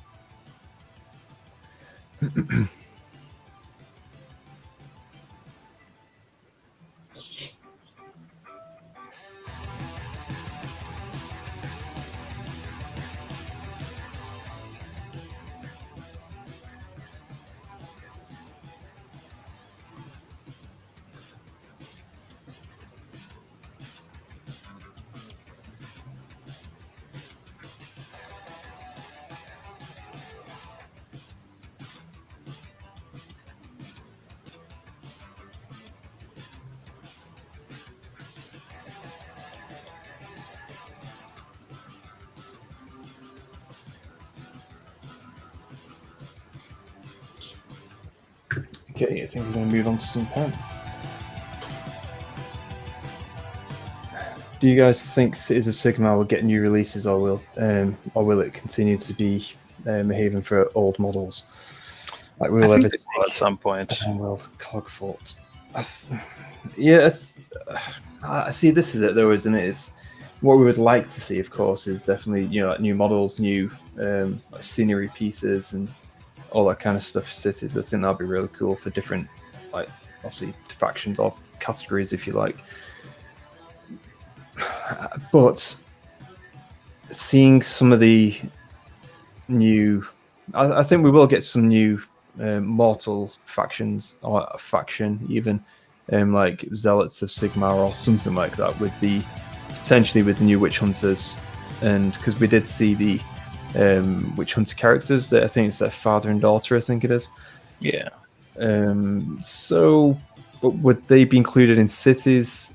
I don't know, in truth, because again, cities, it has so many different varieties, which is very cool, and the whole kind of lifeblood of the mortal realms, in essence, in terms of like all the cities themselves. This is one of the reasons why I've not really got too heavy into Cities of Sigmar. It's just I've always been a bit hesitant, just because they're not going to discontinue. I think they discontinued the ones they've done already. So a lot of the I think like Wood Elf archers, and I don't know. There's discontinued a load of armies, of course. I think they've reached a point now where they're happy. So will they discontinue more? In time, of course, but I don't see it happening anytime soon. So, but I do think we'll see new models for sure. Whether it's a new mortal faction or whether it's new miniatures for the cities, I'm not too sure. What do you reckon, Matt? I don't know. I think from a lore perspective, they kind of have to keep the Cities of Sigmar to a certain degree, right? Because they are the last kind of bastions of mortal life in there. Yeah. So they won't discontinue it. How much support they'll get, I don't know. Hard to say. Like you said, the Cities of Sigmar kind of encompasses quite a lot, just because it's carrying over stuff from the old world. So you got elves, you got dwarves, you got humans, you got whatever else. But it's hard for them to kind of nail down and focus on one thing. So it's kind of hard to support something that's so vast, I guess. I'm thinking they'll get updates eventually, and it'll probably be like slow updates, like they might like update the elves once, and then further down the line they'll update the dwarves, and then further down the line they'll update the humans, whatever. Kind of slowly release it out like that. As for when, who knows? So Dave's working on skeletons, so bringing me up to owning 150 of them for now.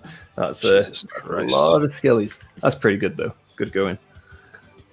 Bone Daddy likes you. Yeah.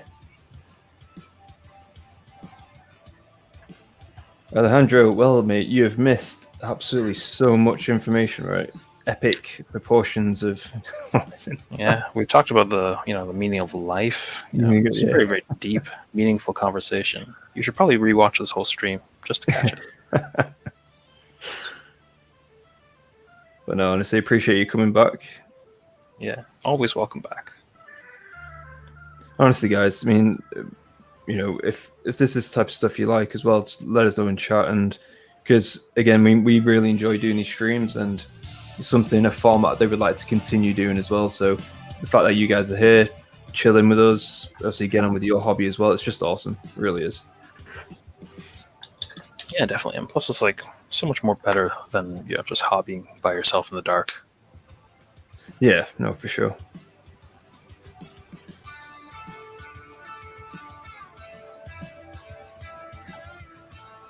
Because City Hero models have a city keyword. Yeah, there you go. Oh, there you go. So there's some support for them. Just don't know how much. Yeah. I was going to say those models. I keep harking on about it in terms of the models, but these look so damn good. Like the Witch Hunter and stuff. I just absolutely love it.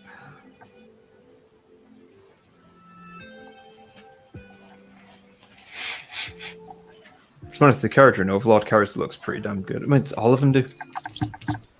There's not one I dislike, to be honest. The only one I didn't really... I don't know. They're all good in their own way, I think.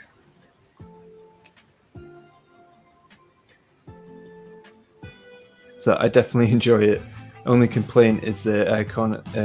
Aircon is I can't speak. Aircon is out here in my apartment, and it's 77 degrees outside. Ooh, wow, Jesus, hot, hot, hot.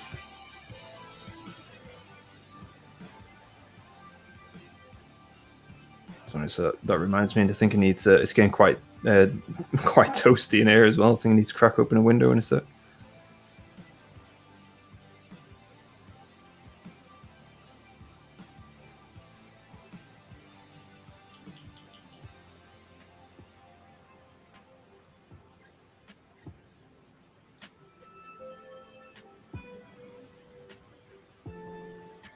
No, I'll tell you what, it's like definitely one of those again. UK is not exactly like that, but one of the hottest conditions I've been in was when I went to Burma or Myanmar, and we're staying at the wife's mum's place. And I tell you what, the aircon went out there as well at night, and I was literally, I'm just like starfished. It's that hot. I was like, oh, I can't bear it. But no, I managed to get at least a little bit of kip. But yeah, that was rather hot. Yeah, anywhere Southeast Asia, you kind of need air conditioning. Unless you're like built for that kind of weather, or you really enjoy hot, humid weather, it's not hospitable. Yeah.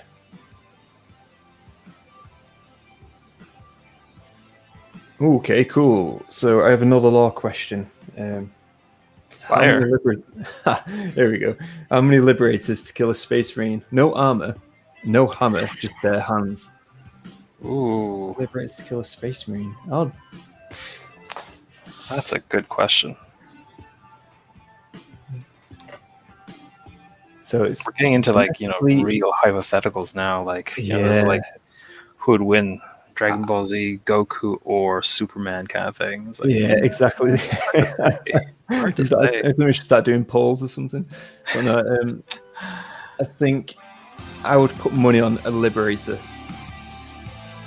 If I had to put money on that in that fight, I'd probably put it on a Liberator. But it's like it's technology versus a deity, a power of a deity as well, essence of a deity in the Stormcast. So don't wrong, Space Marines are badass, but I don't know. What would you guys think? What would you vote for?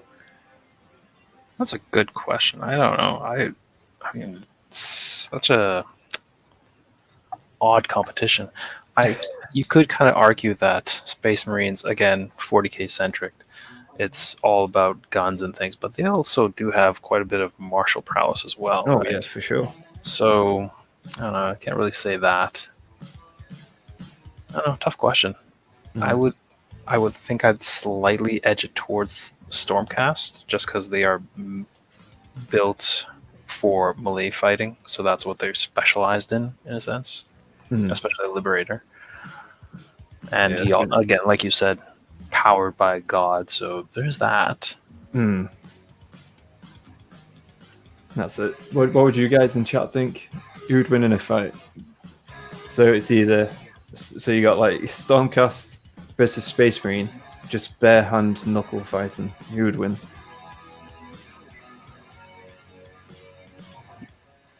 It's always boiling hot here in Cornwall.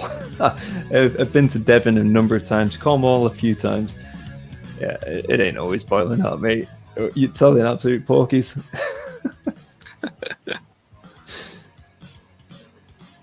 Liberator's little finger. They are mini Thors. Well, I think we know Dave's vote.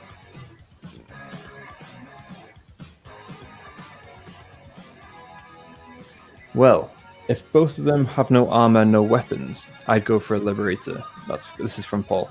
I think if you think about the type of people who are made into Stormcast, they're way better than a regular Space Marine.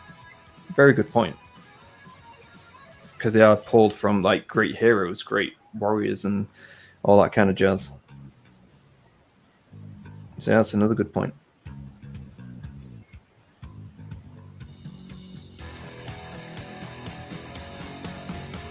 But when you start talking about Primarchs, that's a different topic altogether.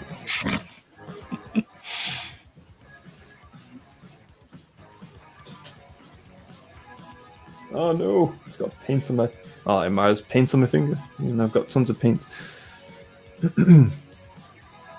Yeah, it's always raining down here. Yes, I knew it. I knew it selling porkies, mate. It's not called Sunny Devon for no reason, with a British sarcasm. All over Britain. It's just always raining all the time, isn't it? I tell you what, I wish it was, Matt. We haven't had rain for a good, well, in Warrington anyway, for quite a while. And That's my true. garden. Well, no, we had a good. It rained like last week, didn't it? Not hit. Well, I was going to say if it did, it was a drizzle that I didn't notice or something. But our garden is, my garden's desperately in need of some.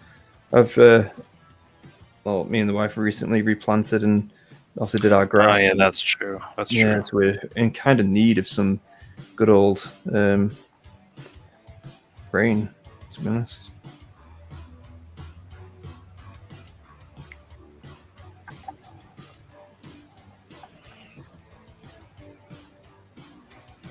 Right.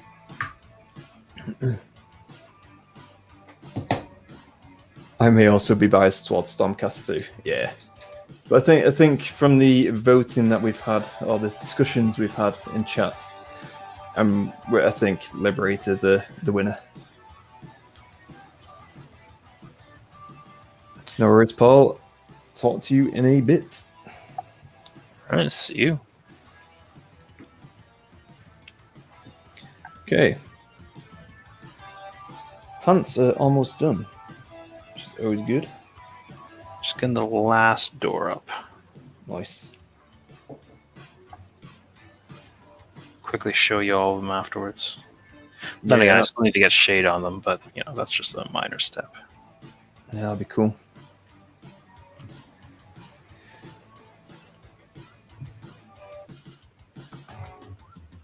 Where are you, my purple? Purple. There we go.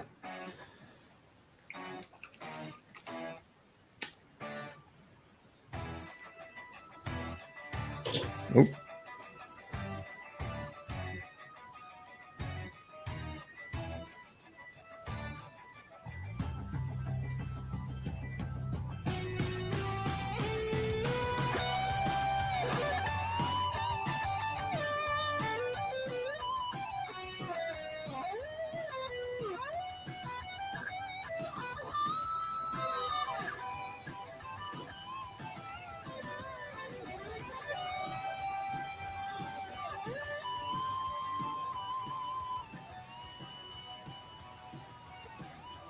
Yeah, so I think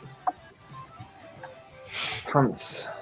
By the end of the stream, I think the pants will be done on my guys. The skin's done as well.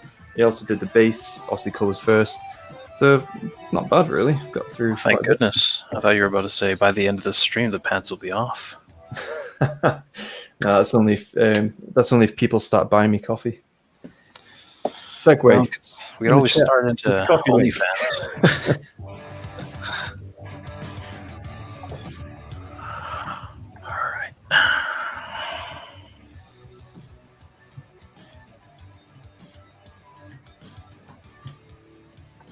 All right. See you. Take care, Dave. Have a good night. Sharp but sweet. Yep. Need to head to bed. Yeah, no worries, mate. Take care, yeah, and hopefully see you next time. Thank you for popping by.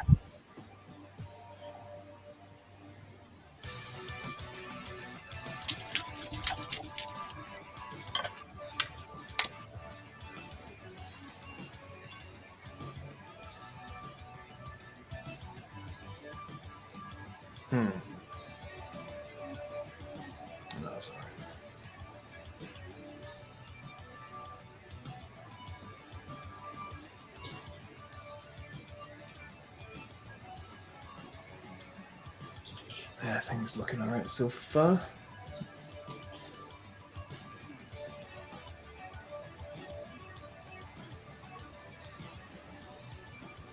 Also, it did pop when it pops into GW to pick up the flesh eater codes. It picks up the shade called Carroburg Crimson. Oh yeah, that's a nice one. Yeah, I've not used it before, so I'm gonna try it out. Do you reckon it'd be decent for ogres in terms of if I want to use a bit of like faint blood, or should it just go with the blood for the blood god? If you go for a blood effect, I would use blood for the blood god. Carboy Crimson I use for like deep recess kind of skin tones.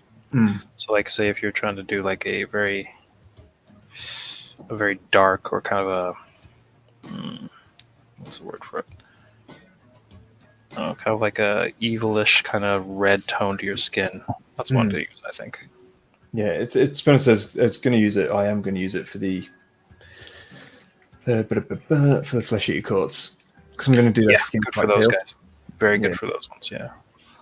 So I go with like a very very pale base coat. Exactly. Throw Carboy Crimson over it, and then dry brush, and that'll look good. Sweet. That's the plan.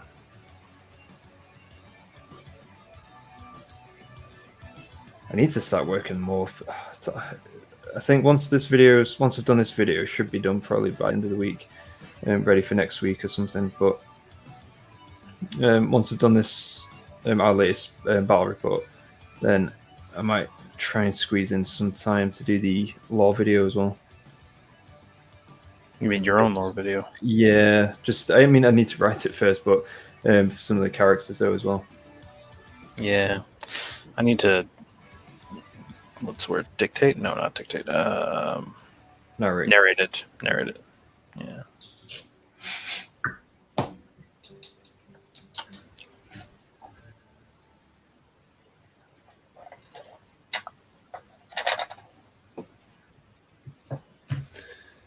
Do.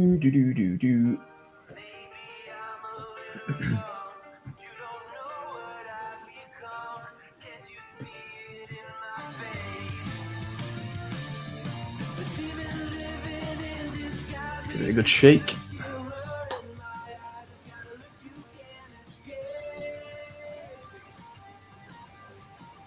Do we want to do that color? It's got quite a bit of flame.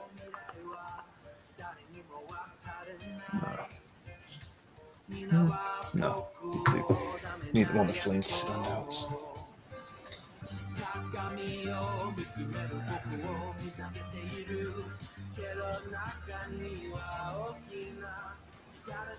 I'll do a green.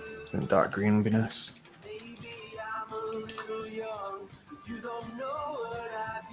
So my ogre pants have gone weird for weird and wonderful colours. It's all right.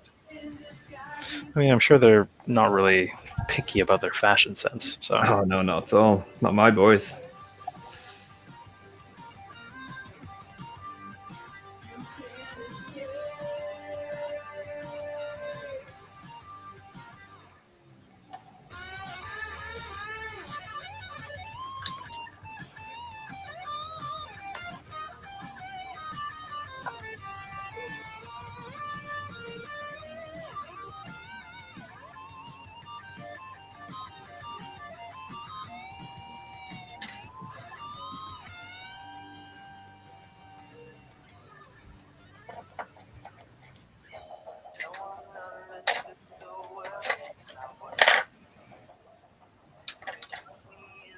Yeah. That's the pants done, which is always a good thing.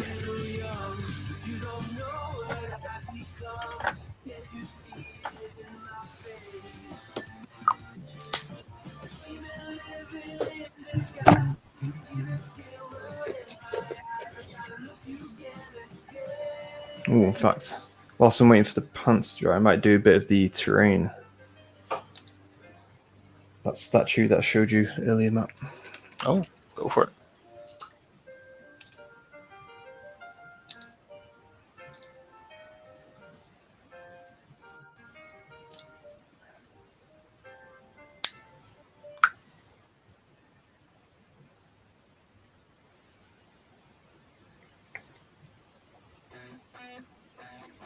What you think about when you're born into a fire?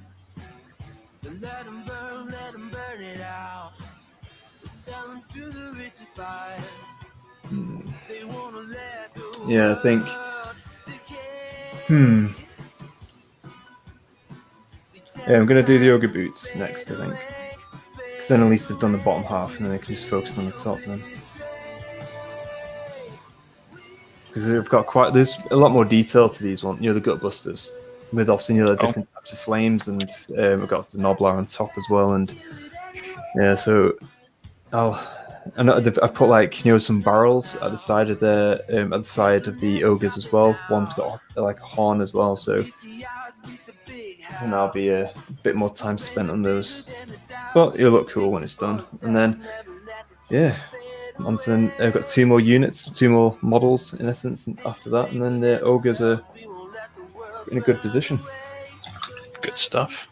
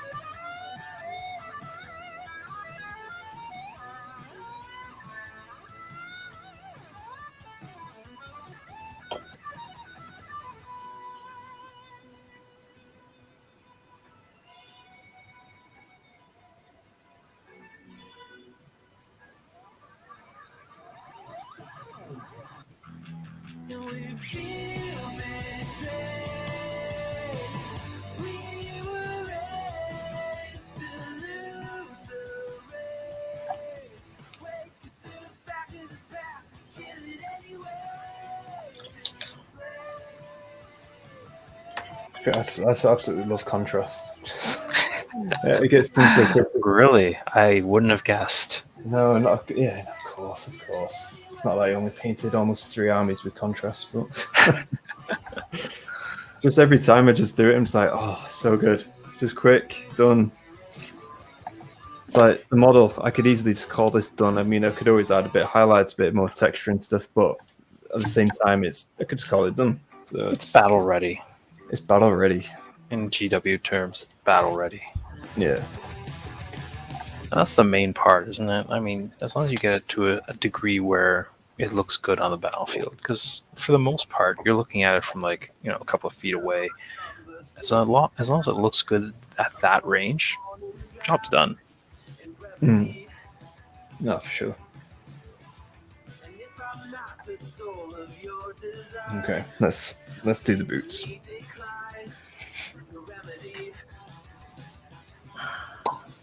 Ooh.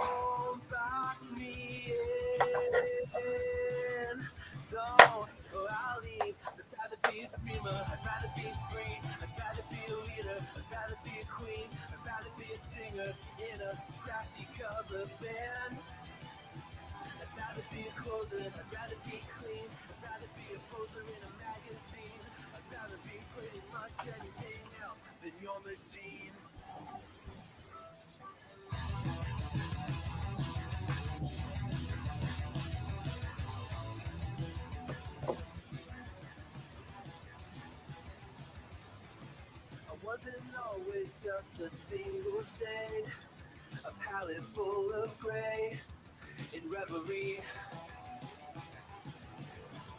And I can burn it brighter than the sun. I have a golden gun inside of me. Don't box me in,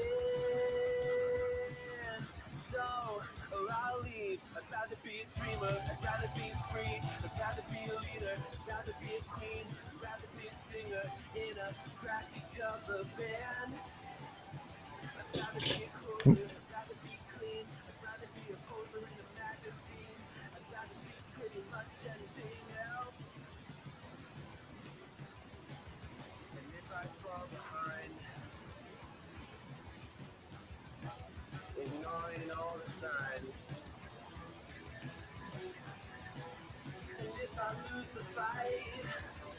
was going to say, Matt, as well. I think you need if you for the Great Weave. I think we've got like a few areas where, because at the moment I still need to do my Skaven law as well for just to add in there. But I think so far we've just got my Skaven assassin. So it'll be, obviously eventually we'll have your Khorne slaves to darkness. Oh yeah, I'll fill it up. Don't worry. The chaos bit will be plenty populated. I've got at least like Zinch maybe. Yeah, Zinch as well. Slaves to Darkness, Khorne. I might at some point pick up probably all the Chaos armies at some point. Later, far later down the line. Yeah, of course. Round when I do Ideneth, yeah. Yeah, exactly. So like close to never. Ideneth will be done, I tell you. Well, we'll see. We'll see. There's hope. There's always hope. And then until like they come out with a new army, then I'm like, whoops. It's like the epitome of that one meme where that guy is with his girlfriend and then looking at the other girl. Oh yeah.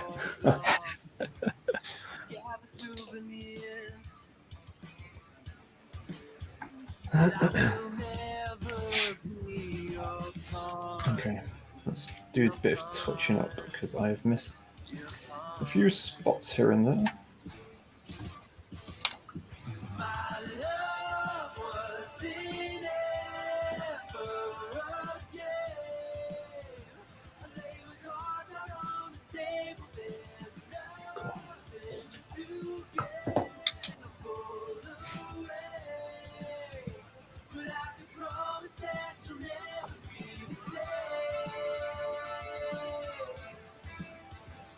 So Matt, have you got any other kind of anime similar to like Dota and obviously that Castlevania. Have you got other similar animes to watch? I mean, I've watched I think is it? I can't remember what the name's called. But the Dragon Prince or something like that. Dragon Prince. Yeah, it's a bit more lighthearted, but yeah. Similar. Yeah, I've seen that as well. Have you got any others? Do you reckon? Dragon's Dogma. That one's all right. I might have seen that. Name rings a bell anyway. Yeah, it's also on Netflix. Dragon's Dogma. I've just finished watching one. It's called Blood of Zeus. Also, I've seen that. Yeah, that one's all right too, I think. Yeah, that's not bad. Yeah, cause I like the fantasy vibe in pretty much everything. So I'm just looking for that kind of feeling or vibe, even for other animes that I'm looking at the moment. On Netflix, you mean? Netflix. I don't know whether Prime has any. Prime has a very scant selection of anime. Basically, if you type in like anime in Amazon Prime, you come up with like kid shows. That's it. Right. Okay. Let's see what we got here.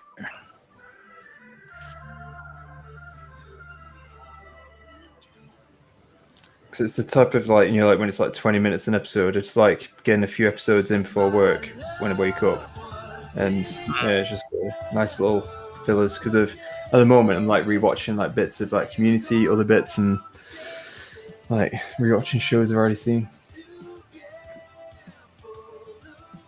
Alejandro, sorry for being out for so long dealing with my girlfriend. Not a problem, mate. Not a problem. All good. All good. Let's see.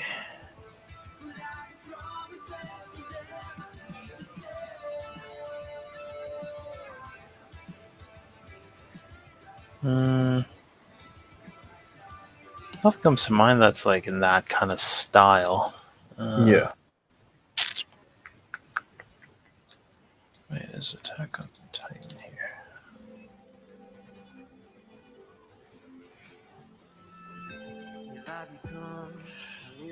Have you watched Demon Slayer?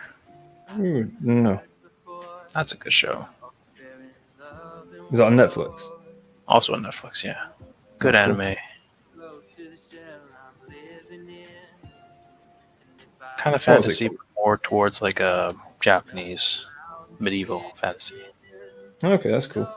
What was it called again? Demon Slayer. Demon Slayer. Cool. I'll make a note of that. I shall give it a go. Paul, back. Sorry, greeting the wife. It's only 6:30 p.m. here. No problem again. No problem at all. I was going to say here it's 11:30. Oh, it's p.m.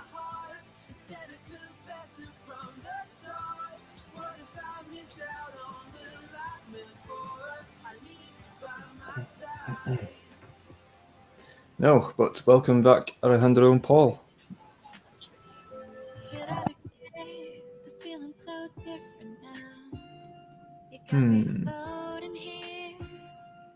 Yeah, so Demon Slayer, where's my phone?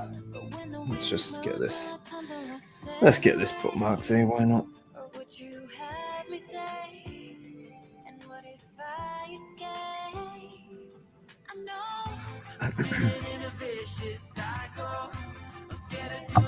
Otherwise, Full Metal Alchemist, kind of fantasy-ish anime, but not quite as swords and shield kind of fantasy.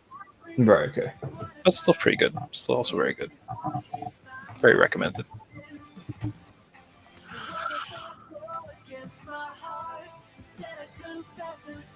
It's 5:30, where Alejandro is as well.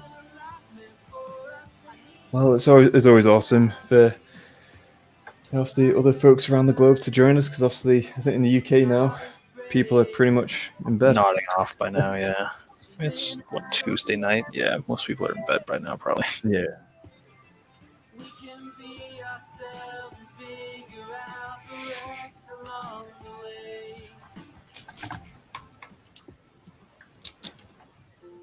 What if you're everything I need? Far in my heart, the air I breathe. What if I'm incomplete without you by my side? What if I go against my heart instead of confessing from the start? What if I miss out on the life meant for us? I need you by my side.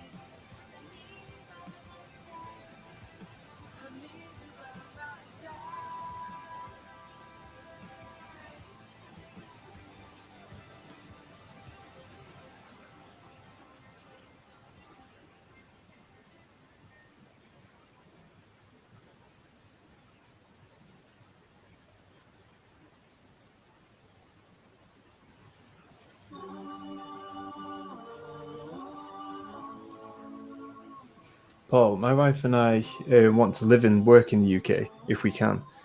We went to graduate school together at Swansea University. Oh, Swansea, very nice. I say, Matt, you came from Canada, right? I came here for work. I did. So it's a process, but immigrating anywhere is a process, isn't it? Yeah, no. Well, again, I'll take your word for that, but you can't really get more of an English accent than mine, Northern.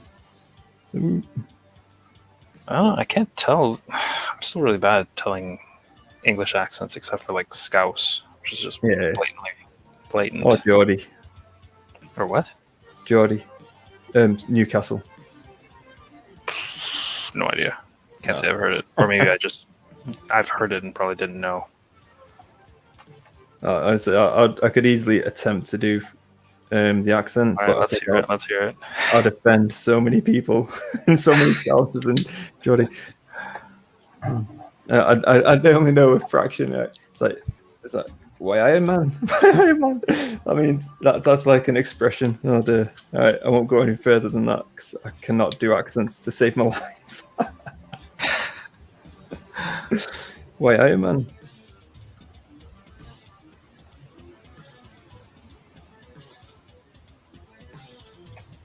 But yeah, honestly, I can't do accents at all. Oh, you do all right for like voice acting bits.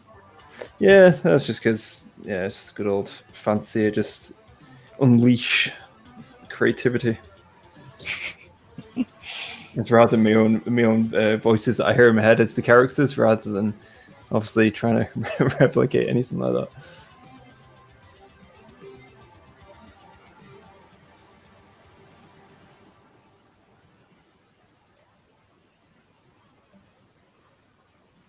Yeah, and Scouse is more like, "You're right there, mate. You're right there."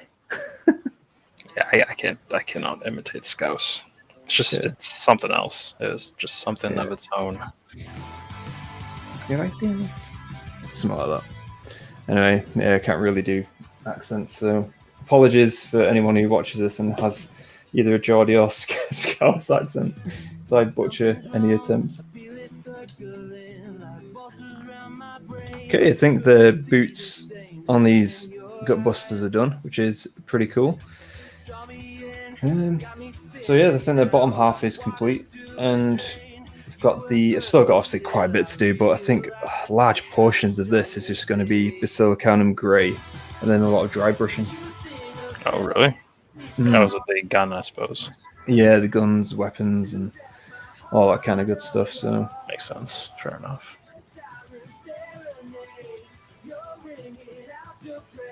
Okay, I think I'll do the belts now. Where is my snake bite leather?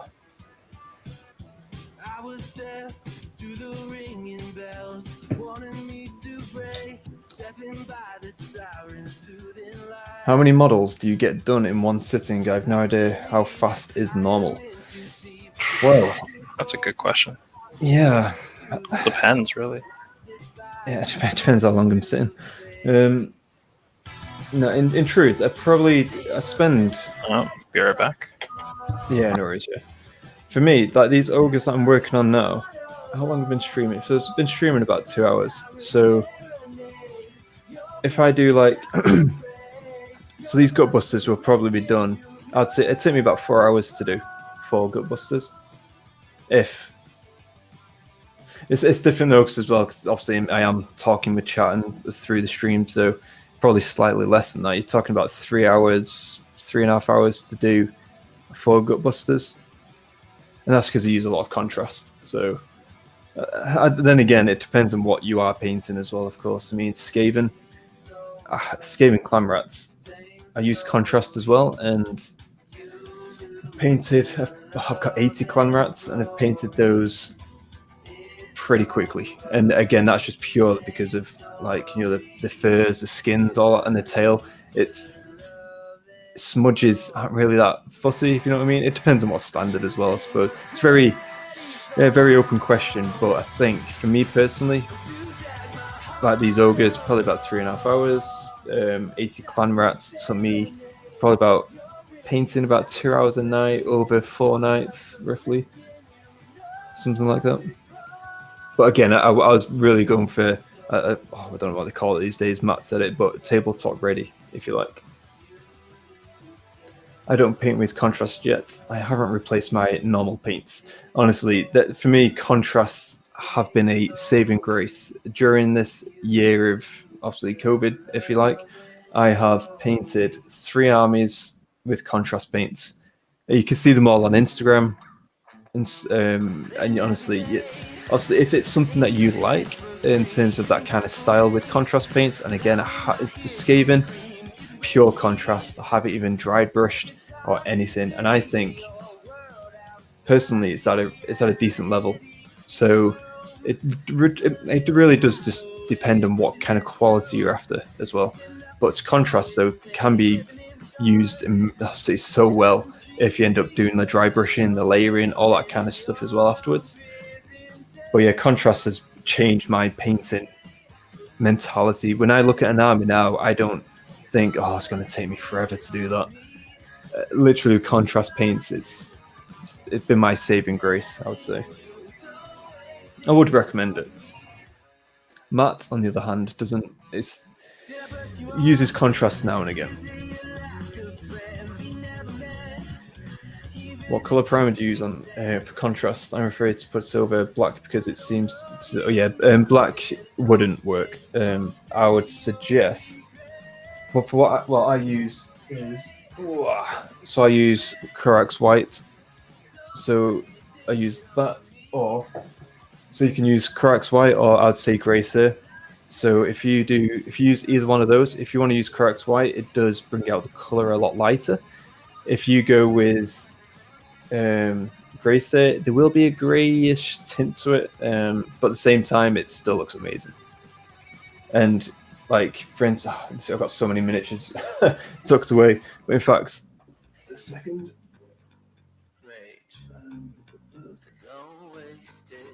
I don't know whether. So these guys were done with Apothecary White. I did do a bit of obviously brown tint to it, but I don't know if you can see that well. So that was my basically Sylvaneth color scheme in a way. So I've used Apothecary White over the back. Looks great. And then I've also used Griff Charger as well for contrast. And again, it looks amazing. It really does. Well, in my opinion. Obviously, everyone's got their own opinion. For others, it may be like, oh, what's that? But no, for me, it's great. Hello, world. One. Hey, just here for a quick hi. Still painting ogres. Well, thank you for stopping by, and I am indeed painting ogres, but I'm on a new unit now. So I am painting Gutbusters. So far, I've got these guys. So I've done the pants. Well, I've done most of the pants. I've done the boots, done the skin. Again, all contrast. So I've done the 4 of those this stream. Well, base. Oh, not base. Sorry. Yeah, I've done the base color, all the primer, skin, pants, boots in this stream, and I'm going to look to do the belt. So, but yeah, thank you for stopping by and saying hi. Gotcha. No problem. But yeah, it depends on what you're after, to be honest, in terms of using contrast paints. So, but for me personally, I sing a lot of praise about contrast paints. Nice. Another contrast paint actually is Snakebite Leather. Even if it's just to do anything like straps or anything like that, I highly recommend. Even if you do the rest of the like acrylic paint type paints, and then you go with Snakebite Leather for your straps, just as that kind of a introduction to contrast paints, you will see them. Honestly, I think you'll like it. Again, it depends on what you're painting, of course, but you can't go wrong with Snakebite Leather. But they've got so many different types of browns for contrast paints as well, which is very cool.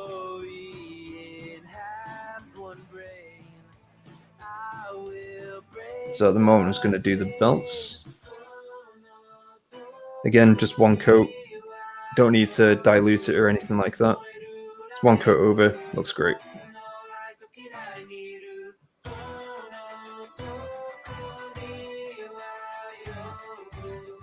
There you go. Simple as that. That's one belt done.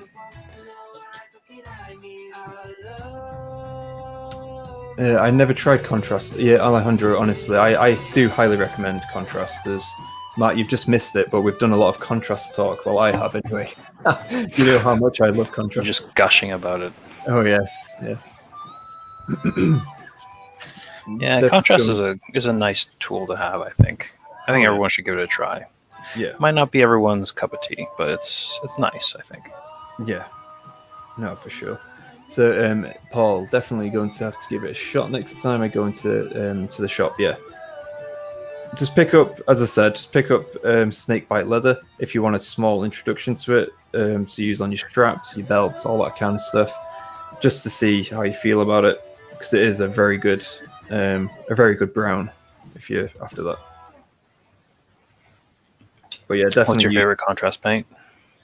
In all honesty, I really don't know. There's so many good browns though. But Griff Charger Grey I like quite a lot. Griff Charger Grey. That's one I don't have actually. What kind of gray is that? Is it like a reddish gray, a bluish gray? Yeah, it's like a. In fact, let me show you. I did one of the pants the same color. I don't know if you can see that kind of. Okay, right.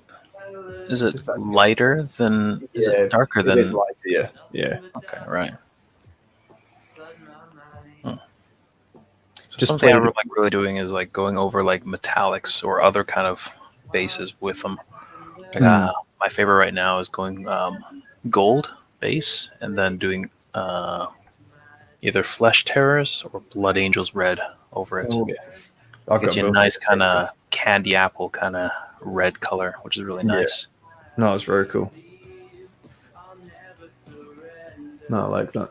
Hello world. Just played Blood Bowl 7 with ogres on TTS. Lost 2-0 to Dark Elf. Sadly, do you like Blood Bowl?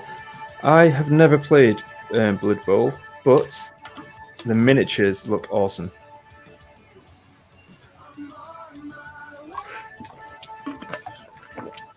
Matt, I don't think you have you played Blood Bowl? No, honestly, I'm still fairly new to the hobby. Like AOS is what I started on. And I'm still on AOS. I haven't had really much time or much opportunity to branch out from that. AOS is enough for the time being. Oh yeah. But no, the miniatures look so much fun. Oh yeah, Blood Bowl looks fun.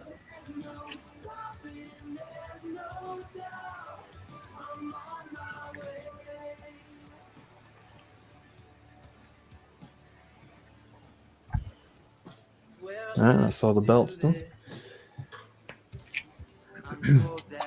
Talking contrast, have you seen the videos of Ninja on contrast paints or the midwinter minis video on media? No, I actually haven't. I've not seen the one on Ninjons. I've seen the one medium one about for midwinter minis.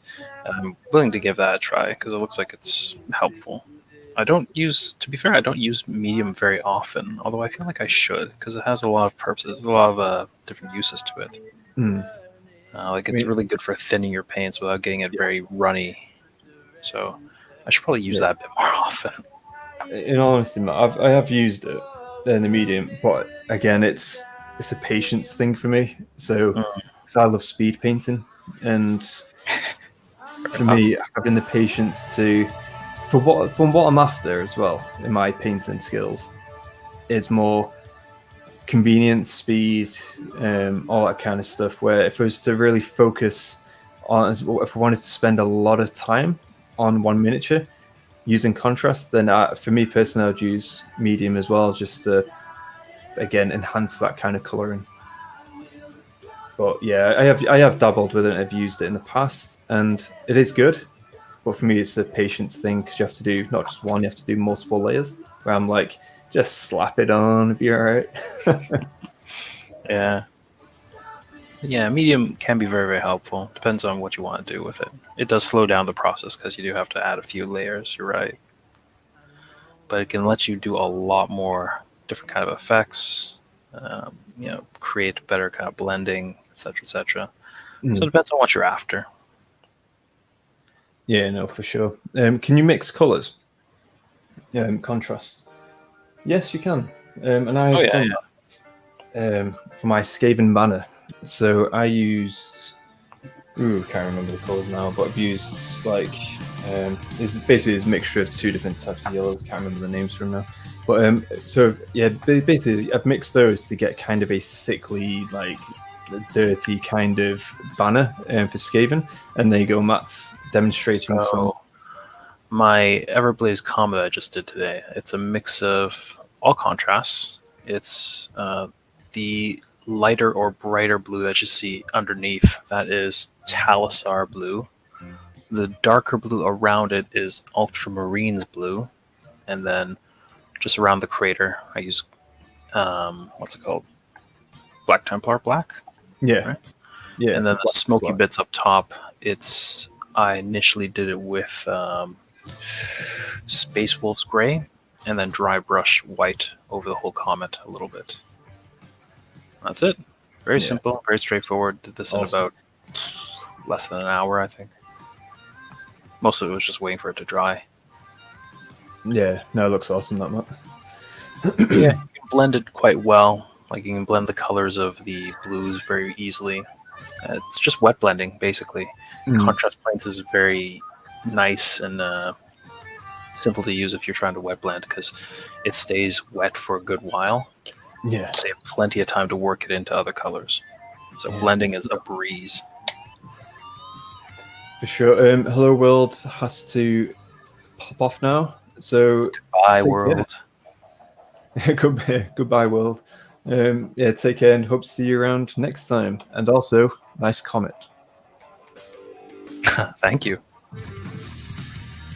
So, if you had to recommend 5 contrast paints, which ones would it be? So, do you want to? I'll probably say mine, and then Matt, if you want to go through yours as well. Yeah, go for it. So, I would say snakebite leather. I would then say it again. Highly depends upon what army and what you're using, all that kind of stuff. But athematic blue is a really good contrast color as well.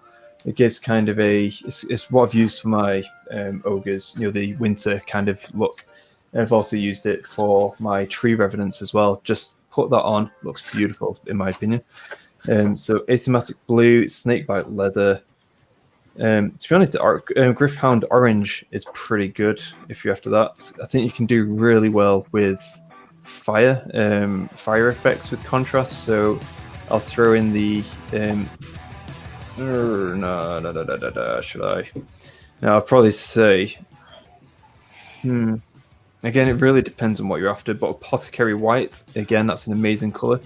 I would definitely use that for if you want like a whitish grey kind of tint to your color scheme. But again, it highly depends upon what kind of base you've done as well, whether it's Corax white or grey sir. But it is a very good color. And then last one I'll probably say is I'm going to throw in a slightly different color because a lot of the theme here is brown. I'd say Gryph Charger grey or Creed camo as well. I threw in an extra one there just for bonus round. But quite a good mix you got there. Yeah, there's so many good browns, but snakebite leather I'd recommend highly over that. But yeah, I think from me they're the ones I've really enjoyed using. Matt, your turn. Let's see. So I really like Blood Angels Red, but Flesh Terrors is also a very close one behind that. The Silicon Gray, just because I find it very, very nice. It's a nice one to blend in with other colors. You can turn a flesh color into a very light or dark leather color as well very easily. Matt, on that Basilicanum Grey as well, it's great. Well, I've used it many, many times for weapons and armor as well, which is awesome. Oh yeah, it makes it very easy to look like it's like a non-metallic metal kind of thing. It's very nice. My next one would be because GW loves their skulls, so Skeleton Horde, fantastic one. Just because burn through anything that's even remotely skull-like or bone-like, gets it nicely done. I like Dark Oath Flesh, just like a slightly darker kind of flesh tone. And Apothecary White, just because painting white in general is kind of a pain. So I think Apothecary White is a nice little shortcut. Yeah. No, good stuff. Paul, I use Lamia Medium with lots of my normal paints, Druchii Violet. Yes. I think for me, again, Lamia Medium is very, very useful, and I would use it a lot more if I had a bit more patience. But I do fully appreciate what it brings to the table for sure.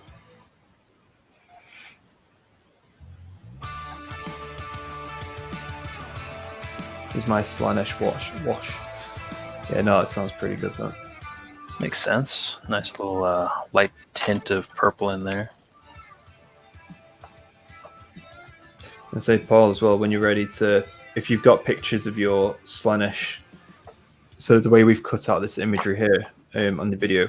So if you've got your Slanesh kind of models that you're interested in being visible on the channel, on the battle report, to ping those through, and we can look to add those in when we have the relevant battle report. Should be very cool.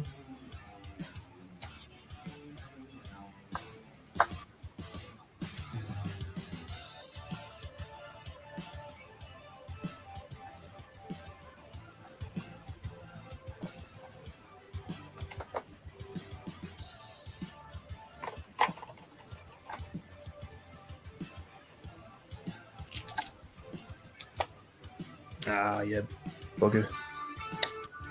What up? No, just a bit of sloppiness from myself. Carelessness, should I say. Not a big problem, just 2-second job at the contrast just to cover it back up, but...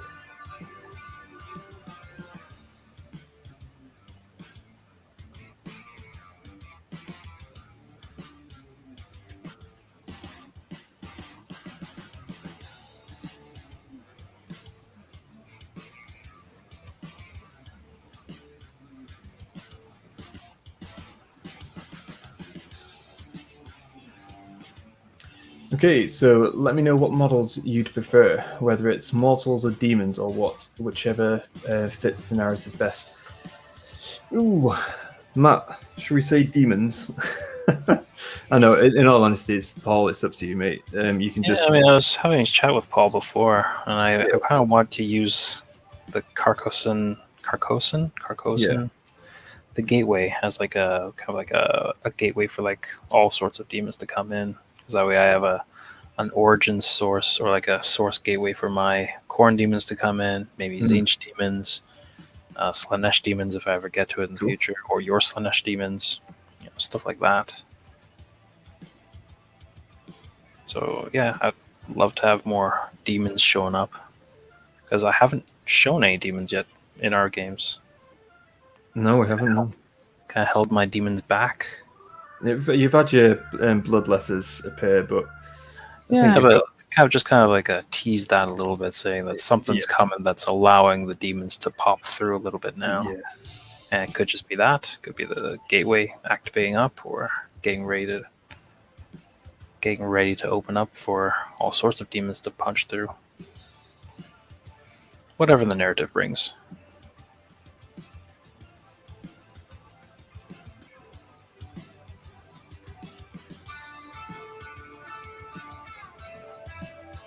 Sweet. Yeah, as anytime, just drop us a note in Discord as well if you want to discuss your pictures and all that kind of stuff as well. Meaning like which ones you want representing, all that kind of stuff.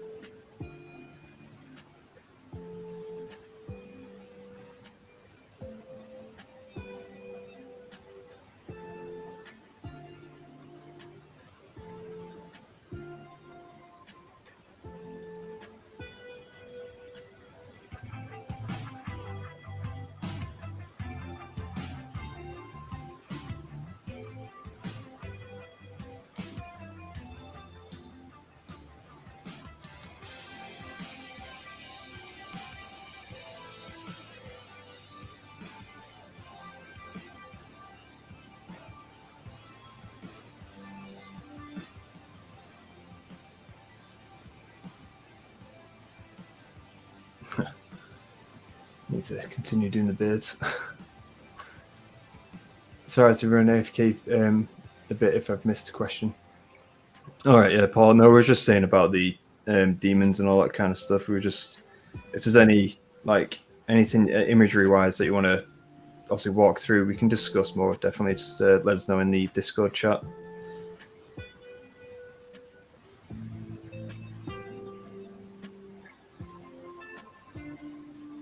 That would be very cool.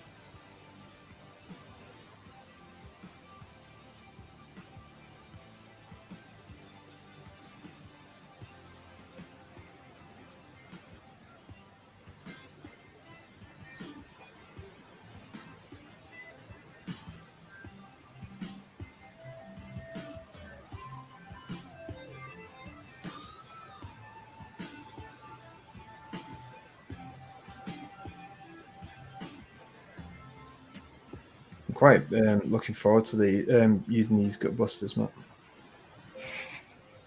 We'll just see when we can plan out a real game. Yeah. Also in Warcry as well. What are they like in Warcry? They're the ones with the cannons, right? Yeah. Just having a bit of shootiness in there. Oh, you and your shootiness. Yeah, very true. And here I was looking forward to like fighting you, man to man, fist to fist. You and your shooty. No, it's all good. For sure, I saw your community love video on Demons of Slaanesh at the Dread Hallow that you put. Yeah. Is that the level of right, that acronym with the NSFW, okay? Trying to go for that, Matt? Do you know what that is? Not safe for work?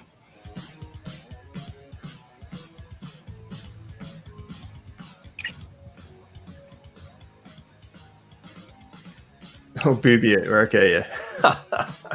Yeah, in all honesty, it's true. No, I get it. Because I just remembered actually the video. So yeah, the very first demon that was present on that Hedonites of Slaanesh, that community lore video, was that demon originally had nipples on it. So what I had to do is, obviously speaking to the guy as well, I blended the obviously on the actual editing, obviously blended that away from the miniature itself. So then it's all good.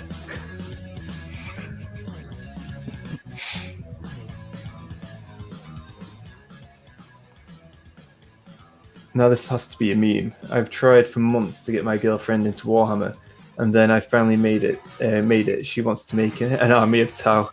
Score. That's it. That is the way of things. I tell you, Tau for the greater good.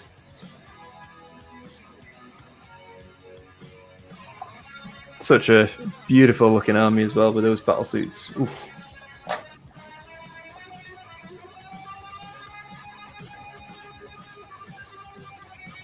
Although I'd still have a soft spot for Dreadnoughts because I think they're just so grim and awesome looking. I really like the Sisters of Battle version of the Dreadnought. They're yeah. What's it called? Not the Penton engine? Something like that. Yeah, we can go with that, Matt. No, it does look cool. It's like also the what do you call it? The Grey Knights as well. I think they look pretty cool. Yeah, Grey Knights as a faction are very cool to look at. I really like their look and their aesthetic. Oh yeah. Probably because it blends in with fantasy stuff a bit more.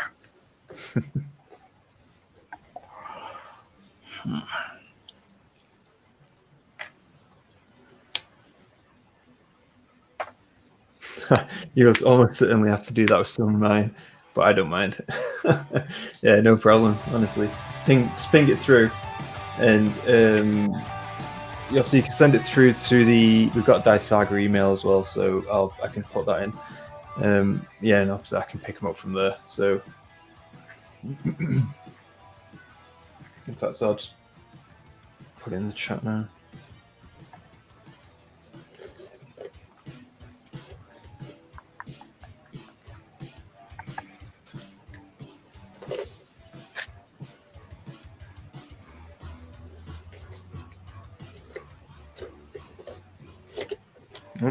It's like it's already in there.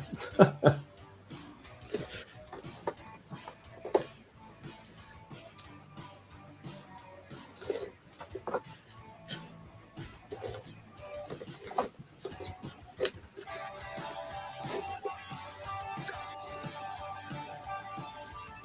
just sort it out. Hold on.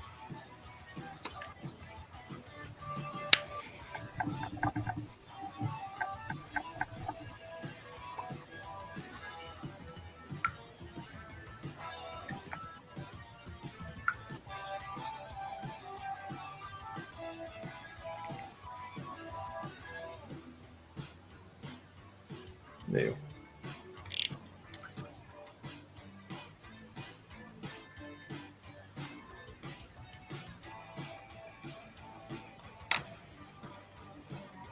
Sweet.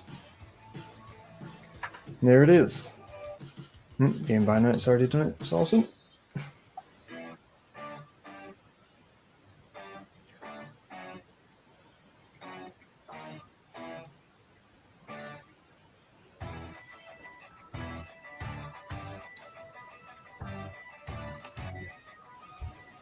Cool.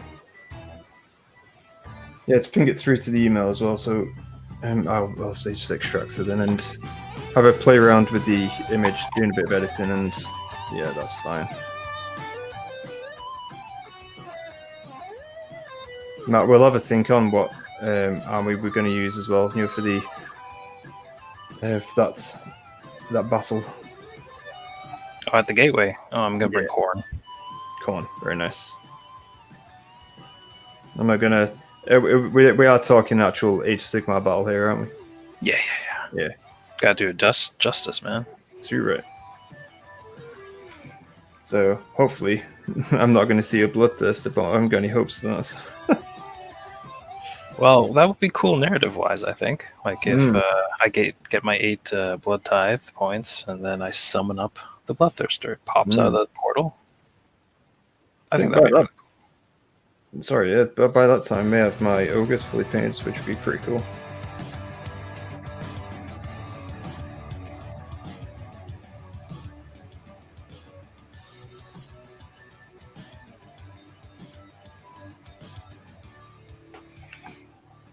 Honestly, Paul, send it through whenever you like, because in terms of the battle itself isn't going to be hard for a good number of weeks. So, yeah, just ping it through whenever you get a chance, and I'll have a look. No rush. Yeah, exactly. Yeah. Then I'll have a look at it, and yeah, we'll just go from there.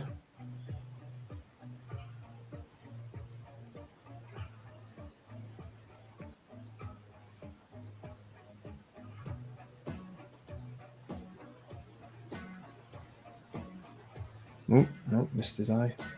Eye patch even. I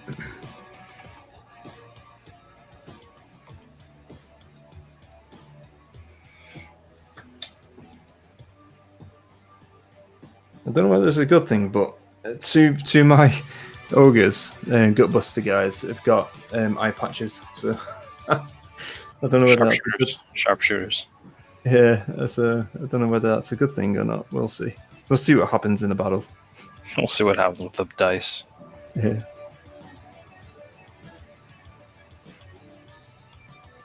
Alejandro, so I don't know why, but I always thought that female Stormcasts look better than male Stormcasts. Fair point. You mean with their heads? I think in general, yeah. Yeah. Well, I'm going to say, because I'm not really... I've got some Stormcast, but Matt's definitely the Stormcast player out of both of us, so... Matt, what do you think? Yeah, definitely. I think the female heads are quite a bit more... What's the word for it? Nicer to look at.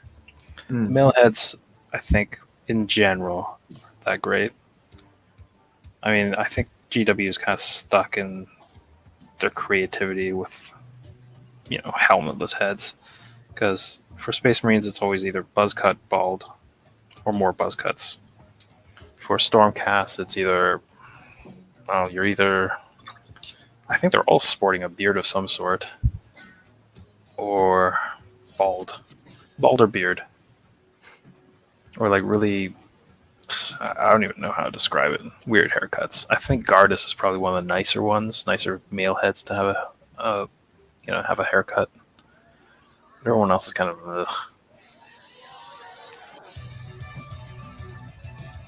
I think Forge will do some heads. Yeah, I got a few here. Like they're fairly nice, I think. These are the female variants. I think they're all right. Yeah, they're looking good. The male ones are, again, less good just because they're all... I don't know. I don't mind that many beards, but like if it's on each and every one of them, it's kind of annoying. Okay. I mean, I can get that there's Stormcast and Zeus and all that, but I don't know, just not what I want for my look. Yeah, fair.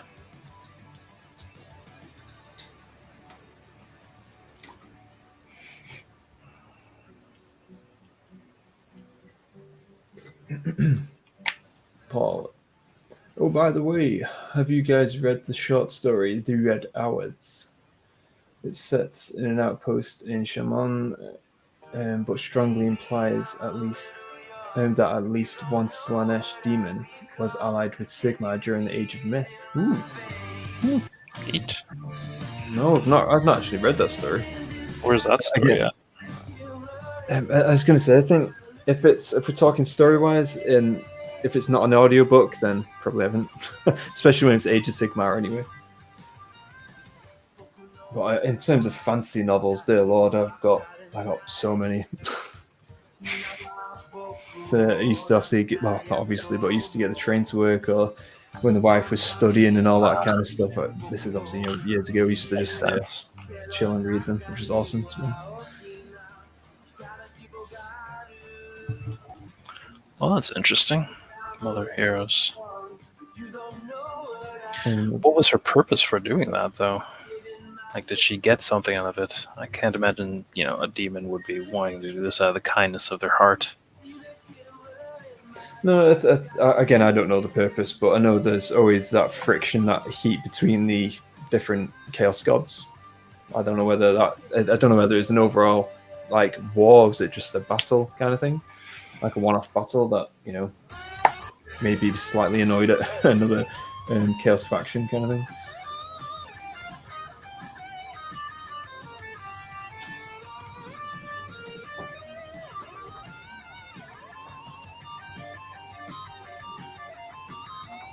Ambition. And can be excessive.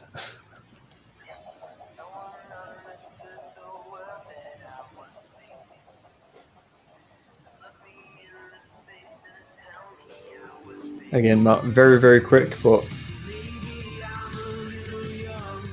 you can pretty much almost call that done now. Just a few little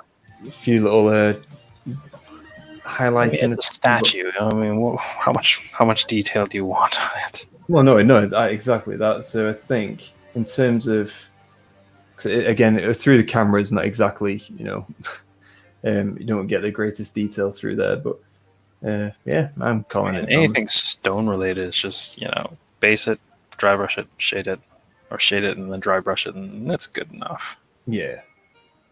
If it looks kind of time worn, job done. Yeah. No, but yeah, so that's another terrain piece, which is pretty cool.